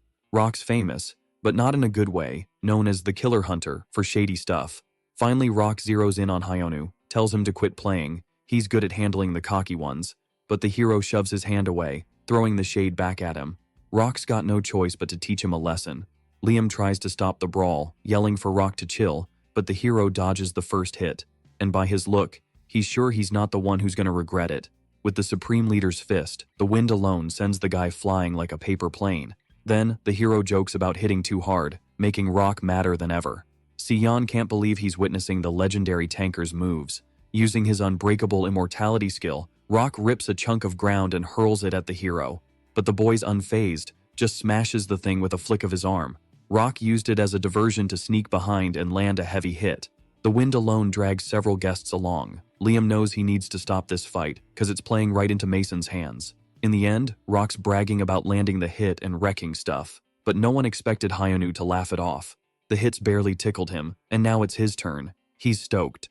Hyonu clenches his fists, lands a punch that breaks through Rock's defenses. Rock's still standing, but the hero's already behind him, ready to make him a punching bag. After a few solid punches echo through the room, Sion compliments Rock's toughness for hanging in there after Hyonu's beatdown. But soon, he hits the ground, taken down by the hero who barely broke a sweat. After all, Rock wasn't just any tanker, but the third-ranked hunter worldwide. So beating him in a test could mean he's the new number 3. In this super spooky temple, way off the grid, behind these massive gates, there's this dude who's all about leveling up his powers, super focused. Then, boom, someone pops up, hyping him up as the ultimate demon, already nailing his epic move, High Ulma. Honestly, the kid wasn't shocked, and his master totally expected it too. For this guy who's aced every martial art from Cheonma to Jongpa, being called a genius is just another Tuesday. So they ask him what's next on his epic quest, and without missing a beat, the top dog, rank S hunter Mu Shin, says he's gonna climb to the top to meet his OG master. Later, after the drama at the association, word gets out that Rock got wrecked, and Seoyeon's just like, meh, not surprised. Seokwan's all, why stress about the main dude? But the girl worries his power trip might end badly. I mean, smashing the hunter world with his bare hands is bound to tick off some folks. Switching gears, Seoyeon asks if her buddies heard any tea about Seon lately, then he's all, why? She spills that he might have snagged a girlfriend, but Seon's acting all secretive about it. Meanwhile, Liam's feeling sorry for what the main dude went through yesterday. After that wild day, the party got axed, and Rock got whisked away by the rescue squad, putting the hero in the spotlight, so Liam talks the main dude into hitting up a hotel. Once they're there, he wants a quick chat. The hero's down, but first he tells Miryong to stay put, which totally throws her off and cranks up her beef with the senator. Finally, after getting the door shut in her face, she's super bummed, but even alone with Sihyun, there's this awkward vibe that bugs the guy. He thought she was all social since she's always bubbly around Hyonu, but since that's not the case, he tries to grab her attention, remembering her fave topic. He asks how she and the main dude met, which seems like a solid move. So she says she'll spill, but there's a catch. And since Sihyun's game, Miryong shyly asks about the hero's faves. The guy's a bit thrown, thinking of Hyonu's endless hunger, but ends up saying money. So Miryong bounces right after hearing that, saying she'll be back soon, and slams the door, leaving the guy totally puzzled. In the hero's private chat, Hyonu cuts the small talk and tells the senator to spill the tea. Then, keeping it real, Liam, assuming the hero knows Mason, who's also in the association, says he's got backing from big-shot government peeps and some top-tier hunters. Even though he's chill, he needs a new ally, so Liam wants the main dude on his team. After the big reveal, our hero zooms back to the hotel room so fast Seon's like, whoa. Switching topics, the main dude asks who his buddy's gonna gift the stuff he brought, but he keeps it on the down low. And, flipping the convo, he asks about the chat with Liam, but the hero says he wasn't asked to do anything. That answer leaves Sehyun itching to know what the senator's up to. But since the main dude's got an S-rank disciple and almost went solo against a world-class guild, just him being around is a big deal. Cause even the rumor of a team-up would make Mason sweat. And about his reward for hearing something about it, the main dude says he can teleport whenever, even though they didn't really agree on that. But hey, at least Liam invited him to the next top 50 Hunters Bash by teleporting. In the Ares Guild's HQ, Coward says the Wild Ones have chilled out, just like Mason called it. The CEO's still curious about the kid's game plan cause Ares falling apart was a done deal. Plus, the story that he was just doing a solid for Martin didn't cut it. Coward knew he messed up, so he had to guard what was left. He said sorry for being lost in thought, saying he had stuff to sort out. But instead of getting ticked, Mason gave the guy a gift, a mysterious little black ball that's still a mystery. And with that, Mason promises if Coward helps him out, he'll spill the beans on controlling the guild peeps.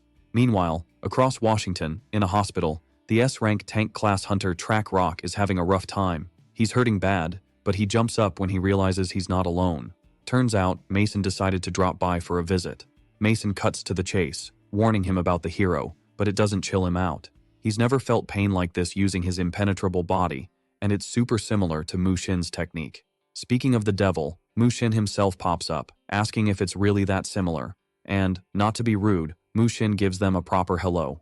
Seeing Mu Shin, Mason gets it, the young dude's training is done. So, with their ace ready, it's go time for them. Fast forward 2 weeks, the top 50 Hunters Banquet is happening. Liam's starting to think the main guy's a no-show.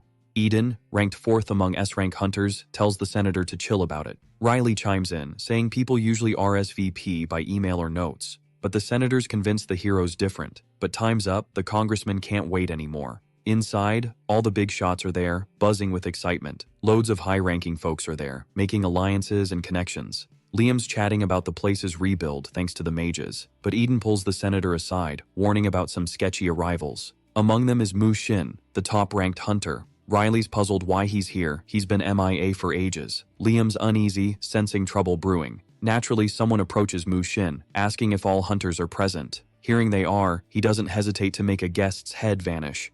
Mu Shin's move is ruthless, and Liam's worries were spot on. Later, at the Orang Guild, the mage asks why the hero doesn't do this elsewhere. Hyonu's setting up a teleport circle, forgetting he's in his guild. It's a hassle since she needs to limit who comes in. Anya's not thrilled about moving, she'd have to start over.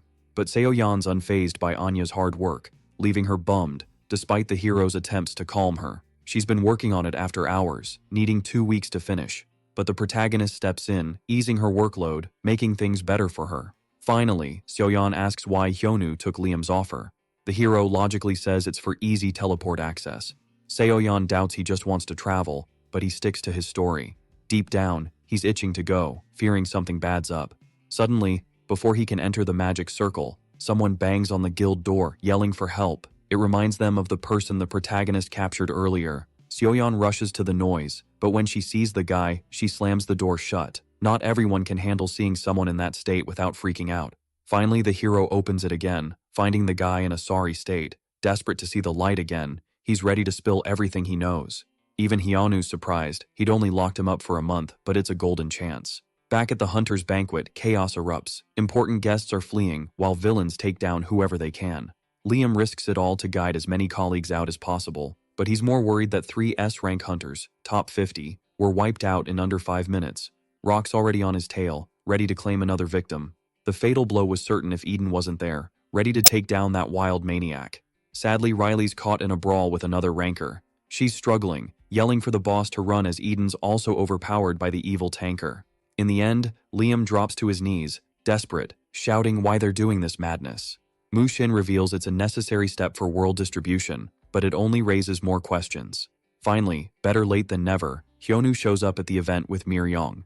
And with a beastly hunter like him on the scene, Mu Shin switches up his game plan. When he gets there, the first thing our hero wants to know is why the place is a mess again. And of course, he turns to Liam, the organization guy, for some answers. But there's no time for chit-chat because Mu Shin jumps in, asking if he was the one who took down Rock.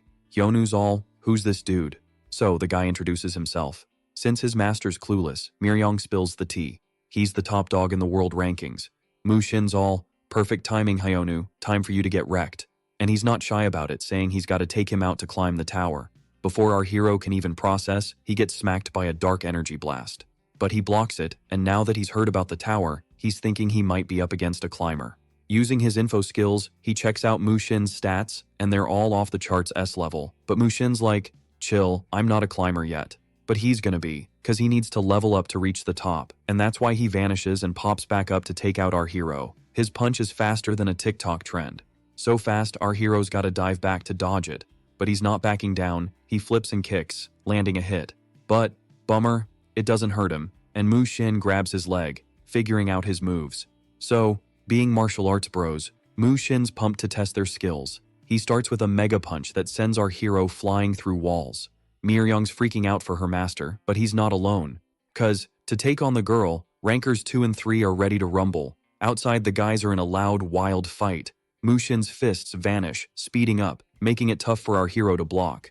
And more than that, he's ticked, cause his enemy said he wasn't a climber, but this pressure feels the same. Finally, Hyonu's not underestimating him. He whips out his magic powers as his secret weapon from the get-go. Mu Xin notices something's up, and he's a bit worried cause the mana around them is growing. This is thanks to the weeks of research our hero did. Asura's nullifying fist is kinda slow, but if he can grab the guy, it's game on. So, even though repeating the 10-step extermination isn't doable, to boost his mana, Yonu decides to go big like a goddess. Mu Xin's feeling the heat from the hero's skills. As he stretches his hands, a ton of magic surges through our hero. Then, using the god Asura's martial arts style, he delivers his top nullifying punch. The energy is massive, even pushing our hero back a bit. But the end result's a letdown, cause Mu Xin stops it with one hand, not even a scratch. Hyonu's baffled at how he counters that, but the martial artist's done talking, and from behind he smacks the hero's back. The hit's hard, and Hyonu hits the ground, dizzy, but the enemy's relentless, kicking him away. Finally, Mu Xin can't help but say, Hyonu's got it all wrong. Even if it's not in his favor, he explains there's nothing great about the hero's skills. All the mana in his veins is just a sloppy release. Then he asks if that's all he's got, cause as someone who's trained for centuries, he's not going down easy. This last bit, though, wasn't what our hero expected. Seeing his stats, he thought it was tough to be number 1. But he forgot about the memory regression skill. Mu Xin spills that he's just a regular human, but with a skill to train forever, letting him master all martial arts and break free from being just mortal. For our hero, this doesn't add up, but he's more focused on gearing up for the next attack, since, after all that talk, he's ready to school him on the real deal of martial arts. The hunter's palm wind goes boom, and he zips behind our hero like a ninja. Then, bam, he lands the Cheonma's fist, sending the kid crashing down like a meteor. Even though he's hurt, the kid's not done yet. He pulls off the blue dragon kick and a reverse spin kick. Plus, he throws in the cursed wind fist and the demon dragon strike for good measure. Finally, he busts out the celestial dragon style and wraps it up with the divine northern sky move. All you see is this epic flash, and Mu Xin's just waiting, all hyped up. Then he spots the hero still standing, and he's like, whoa, respect. Hyonu knows if it was anyone else, they'd be toast by now. So he's thinking about bailing to subspace, but then realizes Miryong's next on the hit list. So he stands his ground, ready to rumble, catching the enemy off guard. Even though he's wiped out, he knows he needs his secret move or it's game over, but his body's on strike. Then, after tanking a bunch of hits, the system's like, here's a durability boost, bro. Back to the martial artist. He's still giving props, but now he's serious about ending it. He whips out the flying dragon attack, and bam, a magic dragon shows up. But surprise, Hyonu's vanished and pops up behind the martial artist, who totally whiffs his shot. So, the hero seizes the moment and dishes out Cheonma's punch. This time, it flips the script, giving our hero the upper hand. Hyonu's wild mana suddenly chills out, and it's not even a martial arts thing. Even if he's got questions, the hero's got them too, so he just mimics all the enemy's kicks, no biggie. Plus, he copies the divine northern sky move, just for kicks. Mu Xin's mind is blown, and the hero's like, I've been watching, dude. Hyonu's been channeling his mana into his eyes, scoping out the enemy's moves. And it was a piece of cake, cause the technique was smooth like butter. But it came with a price, even though it was the only way to go. Even with some damage, the martial artist can't believe his moves got jacked. There's a big gap between watching and doing, but with all the hero's epic experiences, and with his massive mana and wide KI channels, he pulled off the impossible. So now he's ready to show what he's learned in action. Back at the hunter's party, the place is trashed, and Liam's not just hurt, he's stressing out. With the other hunters down, he thinks Miryong can't handle the big league rankers. Rock's being a jerk, teasing her about being tiny, and she tells him to scram. But Rock's too full of himself to even think about leaving. So, even though she wants to watch her master fight, she figures taking out the tanker might help Hyonu. In a flash, the first hit lands, and it's aimed at the second strongest hunter, who gets his head slammed into the ground. Rock's freaking out cause he didn't even see her move. Miryong's like, dude, you were never safe. Cause even before he ticked her off, He'd already racked up too many sins, so he's gotta go down hard. Back to the heroes' showdown with the top S ranker. They're trading blows in the air like it's a video game. Explosions are wrecking the street, but they keep going like Energizer bunnies. Until the hero lands a killer hook, sending Mu Xin flying into the rubble. Now the martial artist's fuming, thinking Hyonu's got this skill to level up mid-fight. Something only true martial arts masters can do, so he decides it's time to go all out. His body starts oozing this creepy black energy, and after a gust of wind, the hero's in for a nasty surprise. Mu Xin's gone full Descendant of the Demon God mode. In the hero's head, this isn't what a climber should look like, but Mu Xin's sure he's got this in the bag now. Still, the hero's not scared, cause he can do something just as wild, being a martial arts whiz himself. But remembering Cheonma's martial skill, Hyonu just can't copy that one. But now that he gets the whole martial arts vibe, he can totally make a copy. And being a pro, Mu Xin knows this move super well. It's the OG skill of the Thunder God. Back at the association's wrecked party, Miryong totally schools Rock, who starts flailing around like a fish out of water. For a dude always seen as strong, getting whooped twice was a major brain freeze. But Miryong couldn't care less about his bruised ego. So after knocking him out, she just says it's not about skills, it's about martial arts, duh.